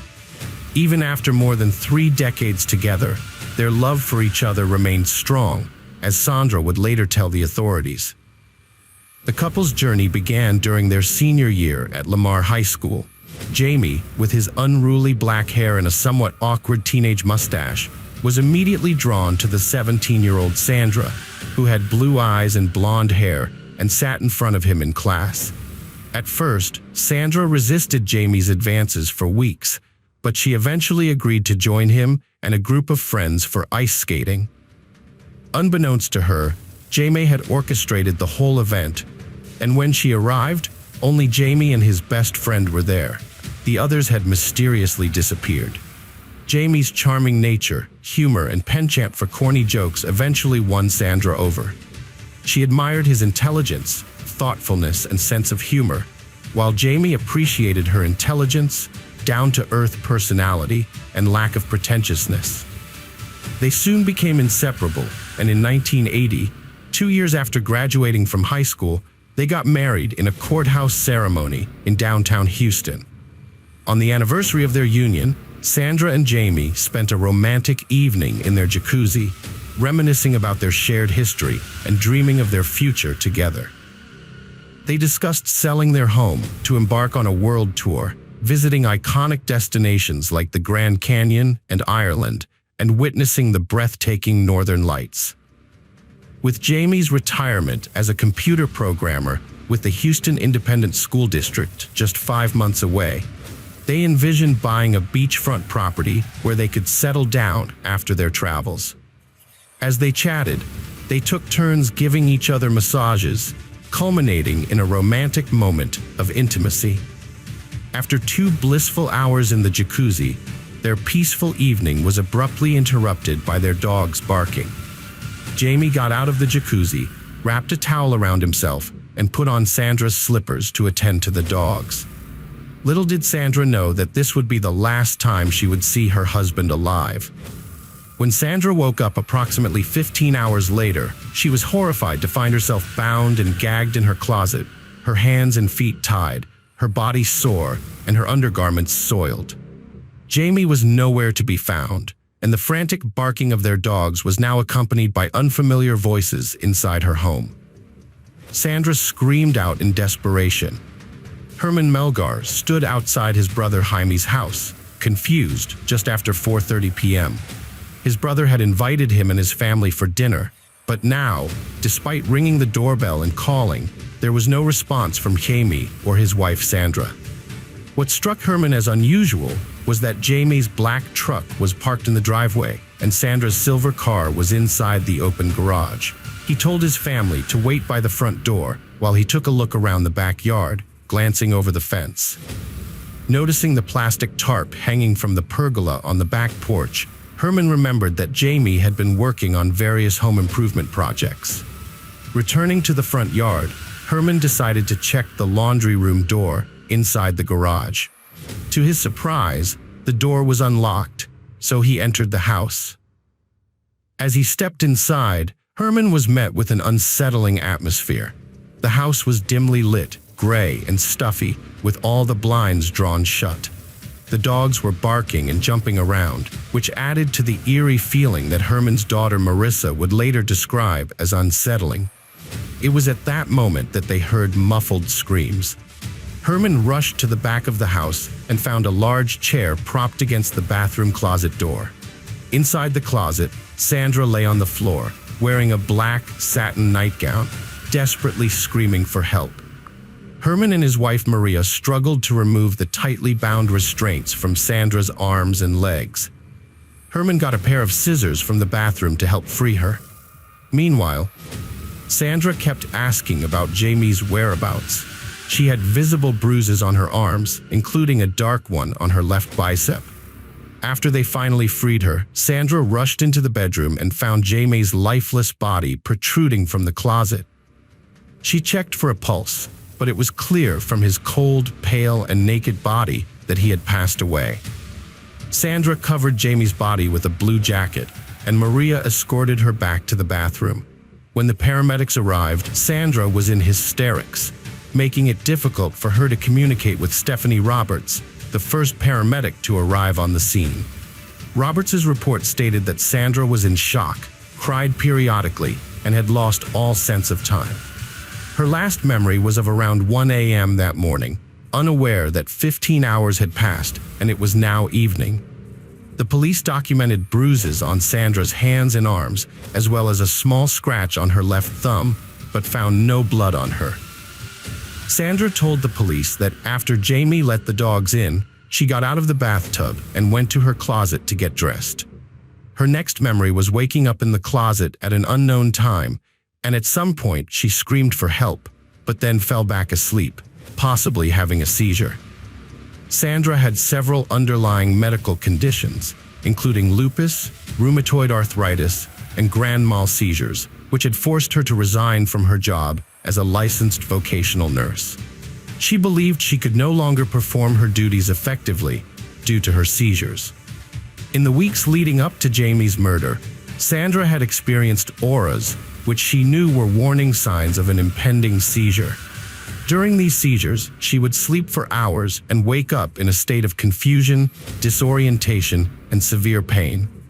As crime scene investigators carefully searched the house, Sandra was taken to an interrogation room at the Harris County Sheriff's Office. She mentioned that the room was too cold and was subsequently asked to take a polygraph test. Sergeants Cazal and Douay questioned her for 3 hours, focusing on the 36 hours leading up to Jamie's death. Sandra spoke quietly and complained of a headache during the interrogation. She remembered some details clearly, such as removing her boots in the bedroom, changing in the bathroom, and recalling their conversation in the jacuzzi. However, she struggled to remember other details, and her recollection of time was imprecise. When questioned about the timeline, Sandra initially stated that Jamie had left her for 15 minutes to let the dogs in before she got out of the jacuzzi. Later, she suggested it might have been around 5 minutes. Sandra admitted that she was not good at estimating time and was making an educated guess. 2 days after the murder, Liz met with Cazal and Douay to report that several items were missing from the house, including a TV from the bedroom and Sandra's medication bottles of hydrocodone and phenobarbital. She reminded them that a backpack containing a gaming system and games had been left in the garage, which she had previously mentioned to detectives. Liz also shared information about her mother's seizures and health issues, expressing her concern for her mother's fragile state and possible post-traumatic stress. Although she hoped that something might trigger a memory later, this meeting did not yield any significant breakthroughs. Liz continued to follow up with phone calls, even pointing out damage to one of her parents' rental homes. However, the authorities eventually stopped responding to her inquiries, leaving both Liz and Sandra unaware of the investigation's progress. A year and a half after the incident, Sandra was secretly indicted for Jamie's murder by a grand jury in July 2014. Because of state law, grand jury proceedings are confidential, keeping the public unaware of the discussions and evidence presented during the process. Despite the indictment, Sandra's case progressed slowly over the next 3 years, involving at least 4 prosecutors from the district attorney's office until it was assigned to Colleen Barnett in May 2017. Colleen Barnett had rejoined the DA's office in January of that year, following a 4-year break during Kim A's tenure as district attorney. Throughout her 24-year career, Barnett had built a reputation as a diligent and fair-minded prosecutor, according to both her colleagues and the attorneys who had opposed her in court. She had handled over 70 murder trials, including the high-profile capital murder case of Suzanne Basso, who was executed for luring a mentally disabled man to Texas with the promise of marriage and then killing him. Barnett knew that Sandra's case was tough. There was no clear motive, no confession, and no direct evidence linking Sandra to the crime. Despite the challenges, Barnett was convinced of Sandra's guilt. During the 13-day trial that began in August 2017, Barnett presented Sandra as a cold-blooded killer who carefully planned Jamie's murder, luring him into their bedroom with the promise of sex. Barnett told the jury that Sandra had used a gray telephone cord to tie Jamie's feet, then fatally stabbed him from chest to neck. The prosecutor highlighted the discovery of a bag of sex toys on the bed, which Sandra later claimed was a joke gift from a friend. Although Barnett couldn't exactly say why Sandra did it, she offered several possible motives, including Jamie's life insurance policy with HISD and Sandra's alleged desire to end their marriage. However, as a Jehovah's Witness, Sandra's religion did not allow divorce. Sandra's attorney, George Ma Sechrist, a well-established and respected legal expert, presented a contrasting image of the seemingly fragile woman sitting at the defense table. According to Seacrest, Sandra was a victim of investigators who had jumped to conclusions, forming a theory within 2 hours of arriving at the crime scene. He backed this claim by pointing out that they had initially attempted to file murder charges while the crime scene investigators were still processing her home. Seacrest emphasized the lack of physical evidence linking Sandra to the crime, highlighting the fact that her blood was not found at the scene and that she had no cuts on her hands. He offered an alternative explanation. Sandra had been the victim of a home invasion, during which she suffered a head injury and was bound in her closet while the intruders killed her husband. For the jurors watching Barnett and Seacrest in the courtroom, the atmosphere was likened to a high-stakes boxing match, as the two lawyers clashed in a battle of wits. Barnett landed a significant blow with the help of Celestina Rossi, a blood spatter expert and crime scene reconstructionist from the Montgomery County Sheriff's Office. Rossi testified that the evidence at the crime scene contradicted the idea of a home invasion. She highlighted several key points, including the absence of signs of forced entry, the untouched dresser drawers in the bedroom, and a lit candle on Jamie's nightstand, which suggested that no struggle had occurred near the closet where Jamie died. Rossi explained that most of the blood was confined to the closet, with a few exceptions, such as spatter on the back of a chair, the white medical stool, and tiny droplets on the comforter.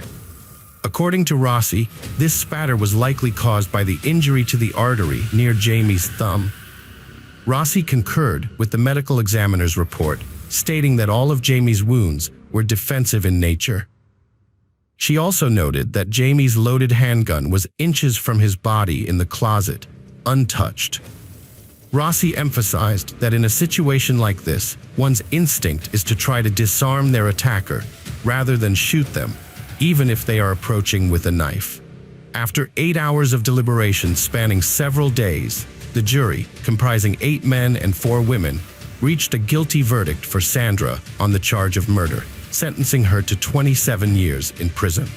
Although this sentence was shorter than the maximum possible 99 years, it was still a significant sentence. In explaining their decision, the jury foreman later stated that by the time Sandra would be released, she would be in her early 70s and might have the opportunity to see her grandchildren, adding that they considered this decision humane as they did not view Sandra as a threat to society. When District Judge Kelly Johnson announced the verdict, Sandra let out a loud shriek and nearly collapsed into her chair. The courtroom, filled with supporters who had been convinced that the trial was merely a formality to prove Sandra's innocence, was left in stunned disbelief. Despite attempts to reassure Sandra that everything would turn out fine, perhaps to boost their own morale, the reality of the situation suddenly became clear, and everything fell apart.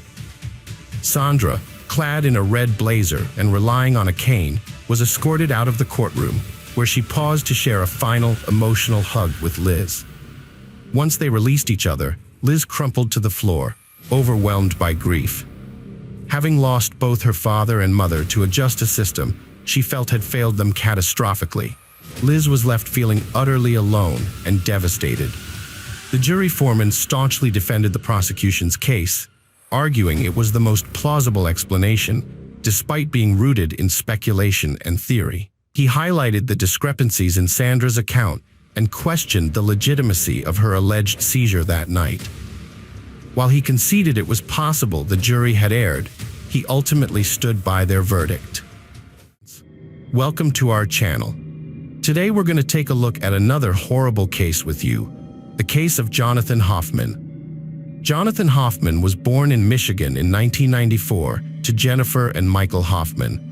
His sister Jessica was born 3 years later, and from a very young age, the two siblings formed an unbreakable bond and shared a special connection that would last a lifetime. However, Jonathan's parents, Jennifer and Michael, faced significant struggles in their marriage, and their frequent fights often forced them to leave Jonathan and Jessica in the care of their grandmother, Sandra. Sandra, Jennifer's mother, played a crucial role in the lives of her grandchildren, providing a safe, loving, and nurturing environment for them. The children cherished the time they spent with their grandmother, who offered them a sense of stability in an otherwise tumultuous upbringing. In 2008, after years of turmoil, Jennifer and Michael divorced when Jonathan was a senior at Farmington Central High School. Following the divorce, Jennifer made the difficult decision to relocate the family from Michigan to Arizona. This move was particularly hard for Jonathan, who was forced to leave behind the only life he had ever known, including his friends, familiar surroundings, and the comfort of his childhood home. The situation rapidly deteriorated for Jonathan and his family after they moved to Arizona. Not long after their relocation, his younger sister Jessica fell critically ill. Medical tests revealed a tumor in her brain, prompting urgent surgery to remove it the very next day.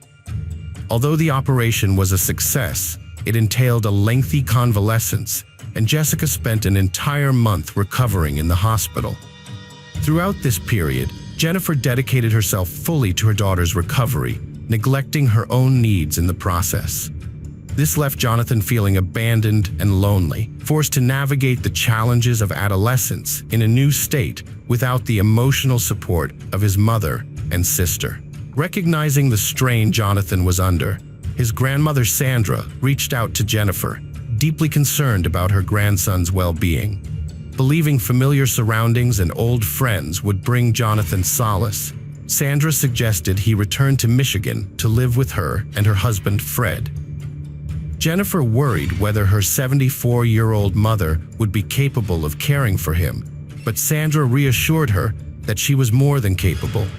1 month after the Hoffman family's move to Arizona, Jonathan returned to Michigan and moved in with Sandra and Fred. The homecoming brought Jonathan immense joy and relief midway through his senior year of high school. Thrilled to be back among friends and family, he felt a sense of comfort and belonging he had missed in Arizona. His friends recall that Jonathan was initially shy, but once he opened up, he was a lot of fun and loved to make people laugh. With a zest for adventure, he was always up for trying new things. Although Jennifer deeply missed her son, she embarked on the journey to Michigan to spend 2 weeks with him. During her visit, she was dismayed to discover that Jonathan had been smoking marijuana. However, Jennifer viewed this as a typical phase of teenage experimentation and was confident it didn't involve harder substances. With a heavy heart, Jennifer bid farewell to Jonathan, confident that he would be in good hands with his grandmother. But little did she know, Jonathan was in grave peril, and it was at the hands of his grandmother, Sandra. On May 19, 2017, at 5:27 p.m., Jonathan Hoffman made a frantic 911 call, his voice trembling as he relayed to the dispatcher that his grandmother had shot him and he was dying. The dispatcher sprang into action, swiftly dispatching police and paramedics to Jonathan's residence. As she spoke to him, she tried to reassure him that help was on the way, her voice steady amidst the chaos and fear in his. Suddenly, an ominous silence fell on the line, and for a moment, the dispatcher feared the connection had been dropped, or worse, that Jonathan had succumbed to his injuries. But then, just as her heart sank, she heard a barrage of gunfire erupt from the phone, followed by a pained cry. Jonathan yelled, "Ow!" as his voice cracked with terror, telling the operator that his grandmother had shot him again. The West Bloomfield Township Police Department officers responded swiftly to the scene, arriving at Sandra Lane's house at 5:33 p.m. As they approached, the sound of gunfire echoed from within the residence. Trained to handle such situations, the officers didn't hesitate, taking necessary precautions to ensure their safety. They positioned themselves behind their patrol vehicles, using them as cover from their vantage point. Observing a woman moving inside the house, they issued clear, direct commands, ordering the individual to put their weapon on the ground. After a tense moment, the officers heard the sound of a gun being secured, and with the assurance that the person inside had put the firearm away, they entered the residence. When the police made it inside the home, they found 74-year-old Sandra Lane standing before them, a Glock 17 .40 caliber handgun at her feet. Sandra repeated several times in an eerily calm tone that she had murdered her grandson, stating the disturbing sentiment as fact. One of the police officers asked Sandra why she had killed her grandson, but she remained silent, offering no explanation. 2 minutes after the police arrived, Sandra was handcuffed and placed in the back of a patrol vehicle. Officers entered her home to find the victim, whom Sandra claimed was her grandson, 17-year-old Jonathan Hoffman. Inside the home, the air was thick with smoke, making it difficult to see through the haze as they ascended the staircase. They reached the landing where Jonathan lay motionless, face down on the hardwood floor, dressed in gym shorts and socks. The young man's body was riddled with gunshot wounds to his upper torso. Despite the severity of his condition, the medics managed to detect a faint pulse. With urgency, Jonathan was rushed to Botsford Hospital, where a team of medical professionals worked tirelessly to stabilize his condition. However, their efforts ultimately proved futile, and after 30 minutes of intense medical intervention, he was pronounced dead. After the ambulance rushed Jonathan Hoffman to the hospital, police secured Sandra Lane's home as a crime scene. The 3-level residence was a labyrinth of violence and blood, with nearly every room telling a grim tale. Crime scene investigators arrived, meticulously combing the area for clues to unravel the shocking events. As they descended the basement staircase, they were struck by footprints in the blood-stained floor, crucial evidence carefully preserved. Deeper in the house, the team found 10 bullet casings scattered throughout, each one collected and analyzed. One investigator discovered a bullet hole in the drywall, and the search for more evidence led them to the second floor, where a gun case filled with ammunition was found. While gathering evidence, investigators took extra care to photograph Sandra, capturing her face, arms, and hands as she sat in the patrol car. Sandra became overwhelmed, tears streaming down her face. Amidst the chaos, Fred Lane, Sandra's husband, appeared outside the house with their dog, claiming to have been gone for an hour, a walk he took after Sandra asked him to. Fred was stunned to discover that his wife, Sandra Lane, had confessed to shooting and killing their grandson Jonathan after he was pronounced dead at the hospital. The police faced the daunting task of breaking the news to Jonathan's family that their beloved son had been murdered by his own grandmother. As detectives dug deeper into the case, they learned that Jonathan had been living in Michigan, separated from his parents and sister who resided in Arizona. When the detectives shared the devastating news with Jennifer, informing her that her mother had taken the life of her cherished son, she was left in a state of utter disbelief. It seemed unbelievable that someone who was supposed to love and care for their grandchildren could commit such an atrocity. The fact that Jonathan was his grandmother's favorite made the tragedy even more incomprehensible, leaving everyone wondering how he met his end at Sandra's hands. As the day drew to a close, around 7:30 p.m., the police decided to take Sandra Lane to the hospital for a health evaluation, given her advanced age. While waiting in the emergency room, Sandra maintained that Jonathan had never harmed her, describing him as a kind boy who never hurt anyone. After a medical assessment, the doctors cleared Sandra of any suspicious injuries. With this, the police decided to return her to the patrol car and take her to the police department for further questioning. On May 20th, after midnight, Sandra's attorney met her at the police station before she provided her official statement to the police. Seated alongside her attorney, Sandra sought legal counsel when the detectives eventually met with them. Sandra's story took a dramatic turn at the police station. Contradicting her initial statement at the hospital, where she had claimed her grandson was not involved, she now alleged that she and Jonathan had engaged in a heated altercation involving yelling and screaming. During this confrontation, Jonathan had kicked her in the stomach, leaving her fearing for her life. According to Sandra, Jonathan's behavior had become increasingly erratic and angry of late. He would come and go from her house at all hours, frequently bringing over people she didn't care for. Furthermore, Sandra had noticed that valuables had gone missing from her home, leading her to suspect that Jonathan or his friends might be involved in theft. Sandra also mentioned that her grandson had a history of run-ins with the law. Sandra stated that Jonathan was pulled over by an officer while driving, and cannabis was found in his car. However, this didn't deter him, and he was stopped again by an officer shortly after. This time, he was found to be in possession of Adderall. Sandra also recalled an incident where she had to call 911 due to Jonathan's aggressive behavior. During that episode, he was yelling obscene remarks at her. Despite this, when the police arrived, Sandra persuaded them not to arrest him. According to Sandra, she was compelled to buy a gun due to Jonathan's behavior. Sandra alleged that everything escalated on May 18th when she accompanied Jonathan to the probation department due to his non-compliance with his probation terms. After returning home, Sandra stated that Jonathan threatened to take her car, which led to him attacking her. Since there were no witnesses to Jonathan's shooting apart from Sandra, the detectives faced a significant challenge in verifying her account. Sandra claimed self-defense, prompting the detectives to conduct a thorough investigation into the incident.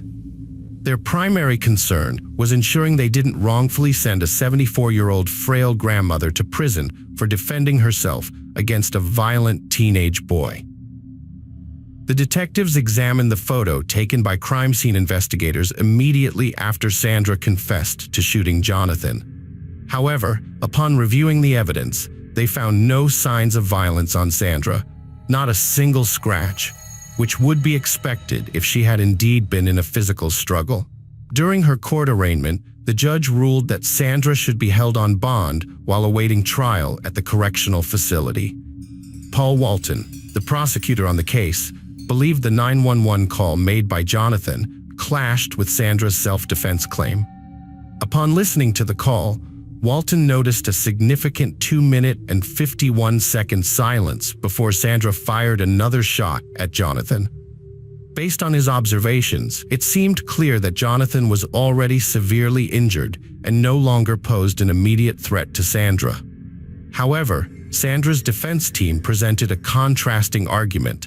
They countered that Jonathan still posed a threat despite his injuries.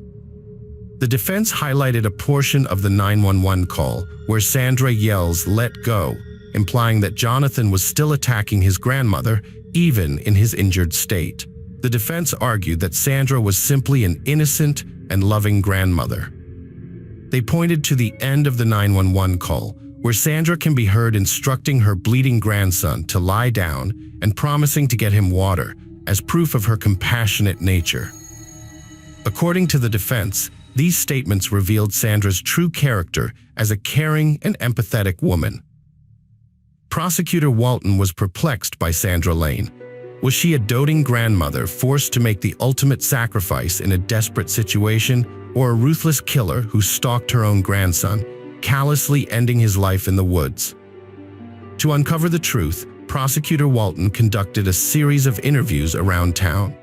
The testimonies uniformly portrayed Sandra as an ordinary, kind-hearted grandmother.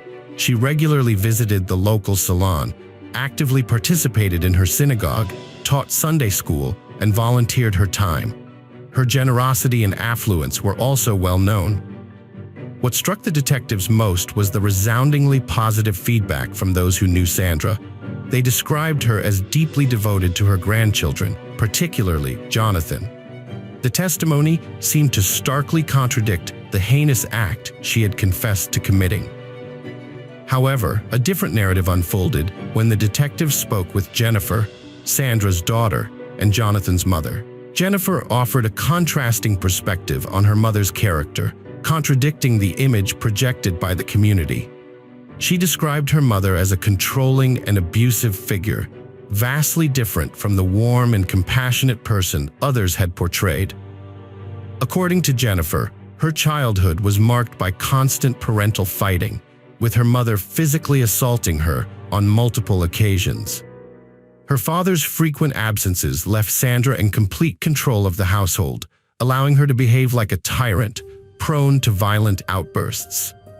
Years later, when Sandra remarried Fred Lane, Jennifer witnessed a significant shift in her mother's behavior. Sandra expressed deep affection for Fred, believing him to be a stabilizing influence in their home. Initially, her controlling nature seemed to subside. However, after Jennifer gave birth to Jonathan, Sandra allegedly attempted to reassert her dominance. Jennifer claimed that her mother's obsession with the baby bordered on an unhealthy level, with Sandra becoming so fixated that Jennifer jokingly wondered if she wanted to kidnap the child. After Sandra was charged with murdering her grandson Jonathan, the community of West Bloomfield surprisingly rallied around her. A significant number of residents believed Jonathan was a drug user who got what was coming to him, sparking a wave of support for Sandra. On social media, community members posted messages of encouragement, affectionately referring to her as Granny and using the hashtag #GoGrannyGo. In this narrative, Jonathan was vilified as a monster, while Sandra was portrayed as an innocent, frail, elderly woman. Jennifer revealed that most of her family had bought into Sandra's self-defense story, effectively disowning both Jonathan's memory and herself. Throughout the ordeal, Sandra's husband Fred stood by her side, offering unconditional support. The medical examiner concluded that Jonathan Hoffman's death was a homicide resulting from the multiple gunshot wounds he suffered. An examination of the wounds revealed stippling, indicating that the gun was fired from varying distances. Additionally, a toxicology report revealed the presence of synthetic marijuana, also known as spice, or specifically K2, in Jonathan's system. At the time, spice was widely available in West Bloomfield, particularly among teens and young adults, who could purchase it at gas stations without identification. There were numerous reports of individuals experiencing adverse reactions to the substance, including violent behavior after consumption. 1 month prior to Jonathan's death, a disturbingly similar incident occurred involving another student from the same high school. Michael Cipriano, a classmate of Jonathan's, murdered his father, Robert, after a heated verbal argument. According to reports, Michael was under the influence of the synthetic drug spice at the time of the attack. Jonathan's sister, Jessica, harbored a deep affection for her brother, but she was also aware of his emotional instability and occasional violent outbursts. Despite her reluctance to consider it, she couldn't shake the suspicion that her brother might have harmed their grandmother, leading her to ultimately shoot and kill him. 2 months after her arrest, Sandra was arraigned in circuit court and indicted on 2 additional charges: possession of a firearm and committing a felony. Furthermore, she faced a distinctive charge known as open murder, which is only applicable in select states such as Nevada and Michigan. This unique charge encompasses both first and second-degree murder. Prosecutor Paul Walton was concerned that the jury might hesitate to convict a grandmother of premeditated murder, so he opted to present the jury with a broader range of options. This decision displeased the defense, who felt that the prosecution was shirking their responsibility. In 2013, Sandra Lane faced trial for the murder of her grandson, sparking widespread national outrage. Many directed blame at the boy's mother, Jennifer, for sending him to Michigan to stay with Sandra. Throughout the trial, the defense portrayed Sandra as a devoted and loving grandmother, but the prosecution disputed her claim of self-defense. They presented telling images of Sandra taken after the shooting, highlighting inconsistencies. Her clothes remained unripped, her jewelry was still intact, and her hair was styled as usual. Moreover, bloody footprints found in the basement, matching Sandra's shoes, implied that she had searched for additional ammunition. After the prosecution rested its case, Sandra's defense team presented their argument to bolster their stance. Sandra's attorney took a calculated risk by allowing her to testify on her own behalf. The attorney believed it was crucial for the jury to hear directly from Sandra herself, giving a first-hand account of the experiences she had while living with her grandson Jonathan in the months leading up to his tragic death. According to Sandra, Jonathan had a history of violent outbursts, often kicking in doors and breaking objects. On one occasion, he even shattered a computer monitor. On the day of the incident that ultimately led to Jonathan's death, Sandra alleged that he struck her in the head, leaving her feeling threatened and terrified. As a result, she decided to retrieve her gun, hoping it would serve as a deterrent to protect herself. Her intention, as stated in her testimony, was not to take her grandson's life, but rather to stop him from getting back up and attacking her again. However, during cross-examination by prosecutor Paul Walton, Sandra's account began to unravel. Under Walton's pressure, Sandra conceded that her motivation for obtaining the gun was not fear for her safety, but rather a desire to get Jonathan to listen to her. This admission severely undermined her credibility as a witness and made it increasingly difficult to argue self-defense. Experts testified that the K2 spice found in Jonathan's urine at the time of his death suggested he was not under the influence of the drug when he died. The presence of the drug in his urine indicated that it had already been metabolized, casting doubt on Sandra's claim that Jonathan was high on the drug and violent. After hearing the evidence presented at the trial, the jury deliberated for 2 days before returning a guilty verdict for second-degree murder and the use of a firearm during the commission of a felony. Sandra was subsequently sentenced to 20 years in prison. Welcome to our channel. Today we're going to take a look at another horrible case with you. The case of Sarah Ann Wood. Sarah Ann Wood was born on March 4, 1981 in New York. Raised in a devout family, her father served as a pastor in a small town in the state's middle. From a young age, Sarah, along with her older sister and brother, attended services at her father's church and Sunday school. Dancing was her passion. Poetry brought her joy, and she was an enthusiastic member of her school's cheerleading team. Sarah loved nothing more than riding her bike, often using it to get to her father's church, less than a mile from home, for services, Sunday school, or to lend her father a hand. On August 18, 1993, when Sarah was 12, she rode her bike to church for Sunday school, following her usual routine. With her father staying home, the classes were conducted by other church members. Her parents expected her to return immediately after the classes, but as time passed and she failed to appear, they grew increasingly anxious. After waiting a little longer, they headed to the church, thinking Sarah might have lingered behind with friends, but she was nowhere to be found. The Sunday school teachers reported that she had departed on her bike soon after classes, taking with her a few books, some colorful folders, and a small display board. Her parents' concern escalated because the ride home from church should have taken only a few minutes, and it was unlikely Sarah would have gone elsewhere with all those items. Moreover, she always sought permission before deviating from her routine. Her parents retraced the route to the church, inquiring with neighbors if anyone had seen their daughter, leveraging the small town's familiarity and Sarah's father's church connections.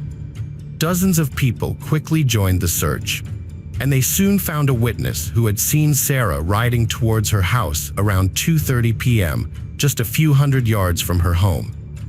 This sighting only intensified her parents' anxiety, convinced that something had indeed happened to Sarah, prompting them to contact the police.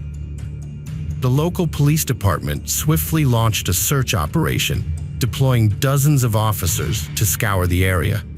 The sheriff also requested assistance from the fire department, and they joined forces to aid in the search. News of Sarah's disappearance spread rapidly throughout the community, prompting dozens of volunteers to join the effort. Within the first few hours, several hundred people were involved in the search. The police concentrated on the route from the church to Sarah's home, meticulously searching the fields and woods on both sides of the road. Their efforts soon yielded a disturbing discovery. Just a few yards into the woods, they found Sarah's bike leaning against a tree.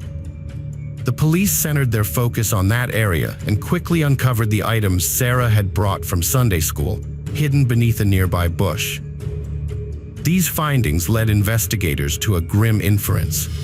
It was likely that Sarah had been abducted. They theorized that an unknown assailant might have dragged her from the road into the woods, left her belongings behind, and then taken her away in a vehicle. The police department launched an all-out search effort, pouring all its resources into finding Sarah. Meanwhile, her restless relatives took matters into their own hands, printing flyers with details of her disappearance and distributing them not only in their hometown, but also in surrounding cities, with the help of dozens of volunteers. Despite their collective efforts, the first day's search yielded nothing. Police and volunteers scoured the area within a several-mile radius of the road until nightfall, but no new leads emerged. The search resumed the next morning, with even more people joining the effort. The state police also joined the investigation, focusing on identifying a potential suspect. Investigators questioned every resident in town, hoping someone might have spotted a suspicious stranger or vehicle linked to Sarah's disappearance. Sarah's parents set up an improvised headquarters, manned by dozens of volunteers, who printed and distributed flyers, scouring for witnesses or leads that could bring them closer to finding Sarah. As local media picked up the story, news of her disappearance spread nationwide within days. The police received over 1,000 tips, meticulously investigating each one, but repeatedly hit dead ends. Concerned residents helped the parents raise a substantial $150,000 reward for any information about Sarah's whereabouts.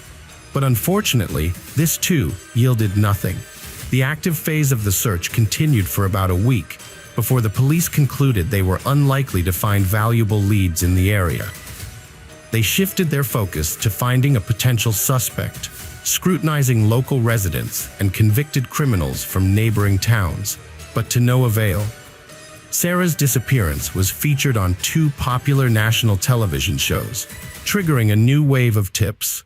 Her parents made regular appeals to the public through the media, pleading for any information about their daughter's whereabouts, but her fate remained a mystery. This continued for nearly 6 months, until a surprising breakthrough occurred.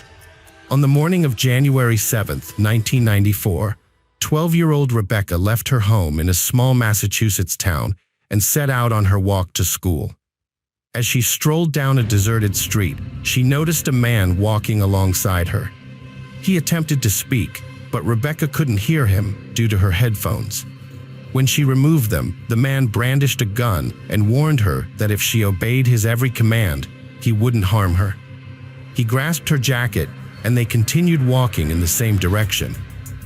Rebecca was terrified to scream or attempt to flee, aware that even if she complied, the man might still kill her. As they walked, she quickly devised a plan. Feigning an asthma attack, she struggled to breathe and sat down on the ground. The man released her jacket, instead gripping the edge of her backpack as she continued to act as if she were suffocating. Seizing the moment, Rebecca slipped out of the backpack straps and sprinted away from her kidnapper.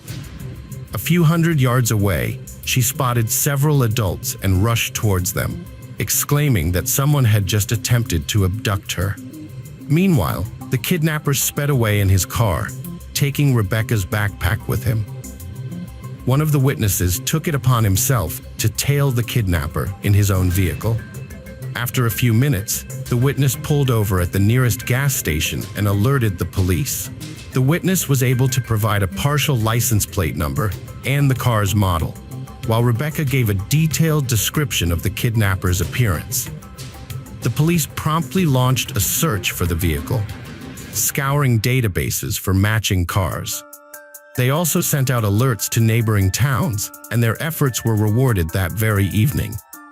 A patrol officer driving through a nearby small town spotted a vehicle matching the description.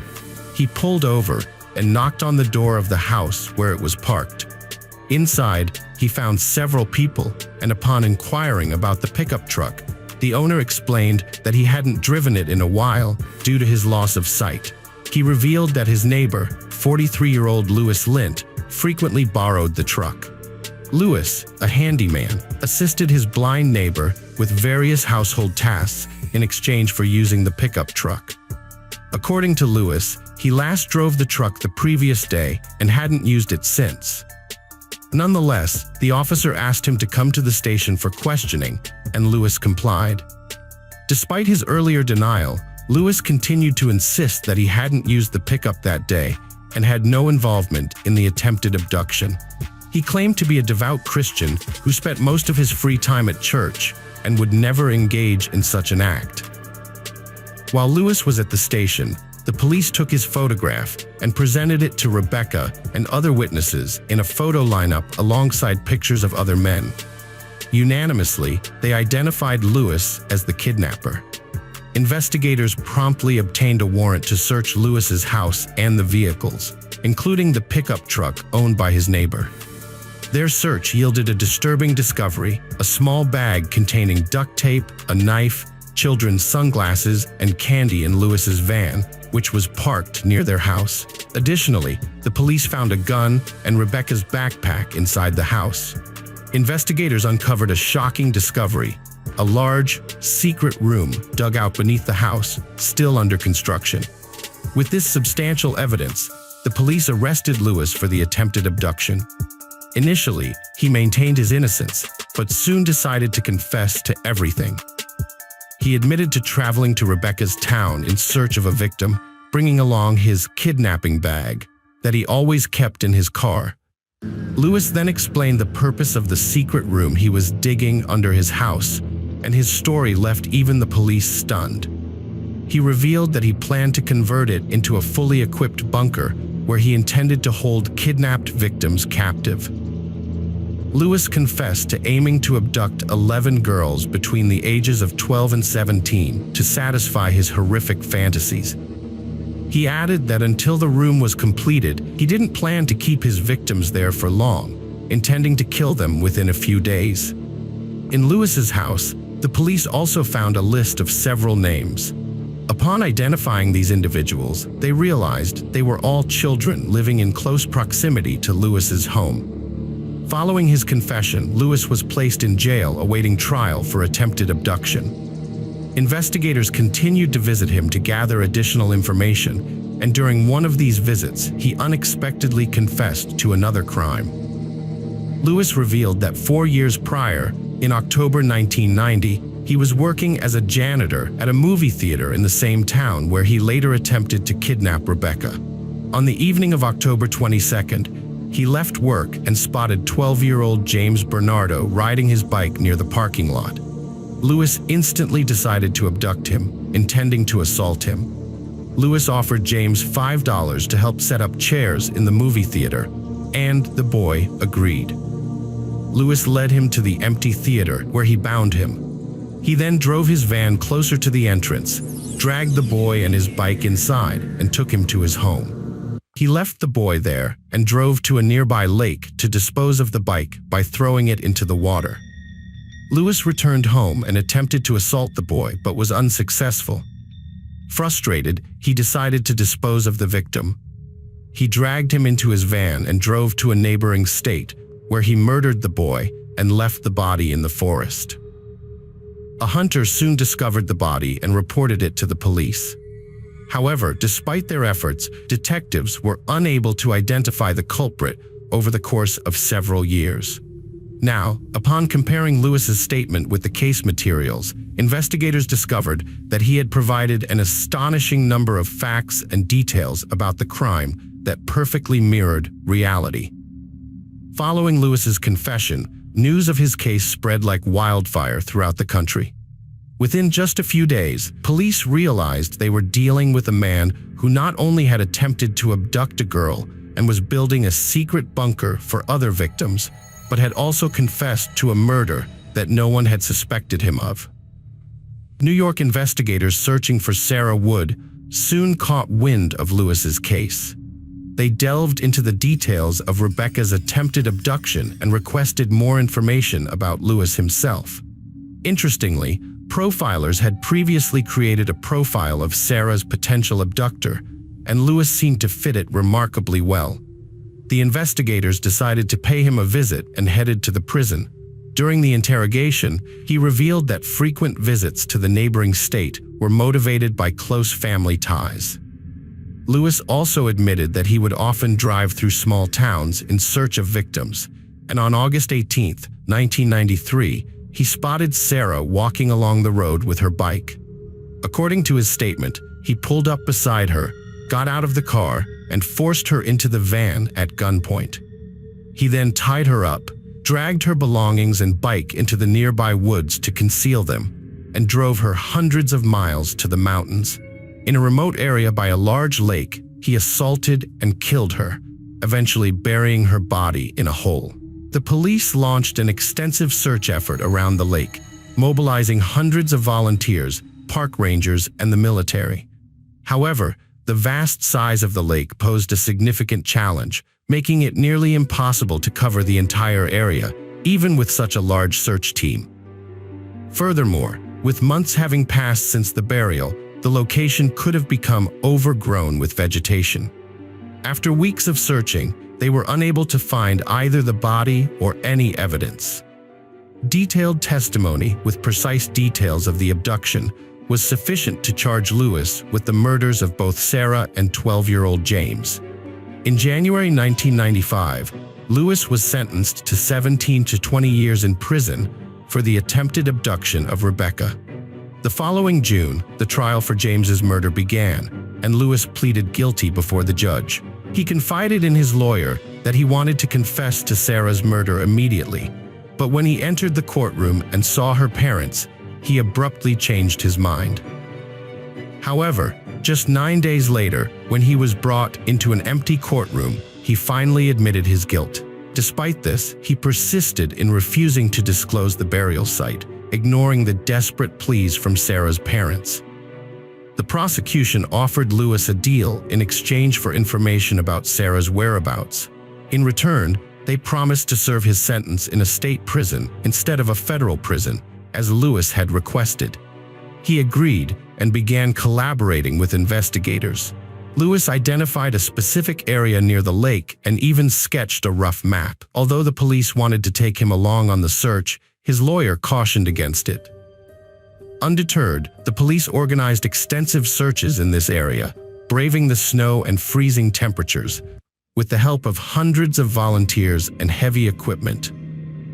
Despite their efforts, they were still unable to find Sarah. Several months later, with autumn's arrival, the police launched another attempt, but it ultimately proved unsuccessful. Throughout this period, detectives endeavored to extract more specific information from Lewis, but he persistently refused to divulge the exact location or assist the police in their search. Eventually, the prosecution opted to revoke the deal, and on April 11, 1997, Lewis was sentenced to 25 years in prison, the maximum sentence the judge could impose without the discovery of the body. The judge added that if such evidence were available, he would have certainly handed down a death sentence. During the trial, Lewis's lawyer attempted to mitigate the punishment in all three cases without disputing his client's guilt. He argued that Lewis suffered from an unidentified mental disorder, citing claims of hearing voices in his head and alleged protection by aliens. However, experts found no evidence of any mental disease and concluded that Lewis was likely feigning these symptoms to avoid severe punishment. After the verdict, detectives persisted in visiting Lewis in prison, hoping to coax him into revealing Sarah's burial site. His behavior was erratic, and he provided contradictory information, naming different locations. On one occasion, he claimed he wasn't ready to disclose the location because he had buried Sarah alongside another victim, and he didn't want anyone to uncover the identity of this other person. Despite the emotional pleas of Sarah's parents, who also visited Lewis in prison, he remained resolute in his silence. The detectives were also exploring Lewis's potential involvement in other unsolved cases. Having confessed to the abductions of Sarah and James, the police had little doubt that he had additional victims. Almost immediately after his arrest, they uncovered another attempted abduction he had made several years prior. Lewis had tried to grab a girl off the street, but her father intervened, and they reported the incident to the police, although detectives couldn't identify the perpetrator until Lewis's photo appeared in the news. Lewis was also suspected of being involved in 4 unsolved disappearances between 1985 and 1992, and investigators concluded that he had the capability to commit these crimes, but no evidence was found, and Lewis refused to confess. Despite this, his story didn't end there. Detectives continued to visit him after his sentencing, hoping he would reveal Sarah's whereabouts or confess to other crimes. However, it wasn't until 2013 that Lewis suddenly had a change of heart and confessed to another murder. He admitted to being responsible for one of the crimes he was suspected of. According to Lewis, on November 6, 1992, he abducted a 16-year-old teenager with developmental disabilities who was riding a bike to his grandmother's house. He claimed to have forced the boy into his van, then killed him and dumped his body in a lake. Investigators confirmed his involvement based on his detailed description of the events, although official charges in the case have yet to be filed against him to this day. Currently, Lewis is 73 years old and remains incarcerated for 2 murders and an attempted abduction. Sarah's parents hold on to the hope that they will eventually persuade him to reveal the location of her burial site, or that he will divulge this secret before his death. In memory of Sarah, her relatives also organize an annual bike ride. Initially attended by just a few people, the event has grown steadily, with several thousand participants now regularly taking part. This event also helps raise significant funds to support efforts to locate missing children. The police are determined to find Sarah's burial site and are not giving up, even if Lewis is not willing to help them. They will keep searching the areas he has pointed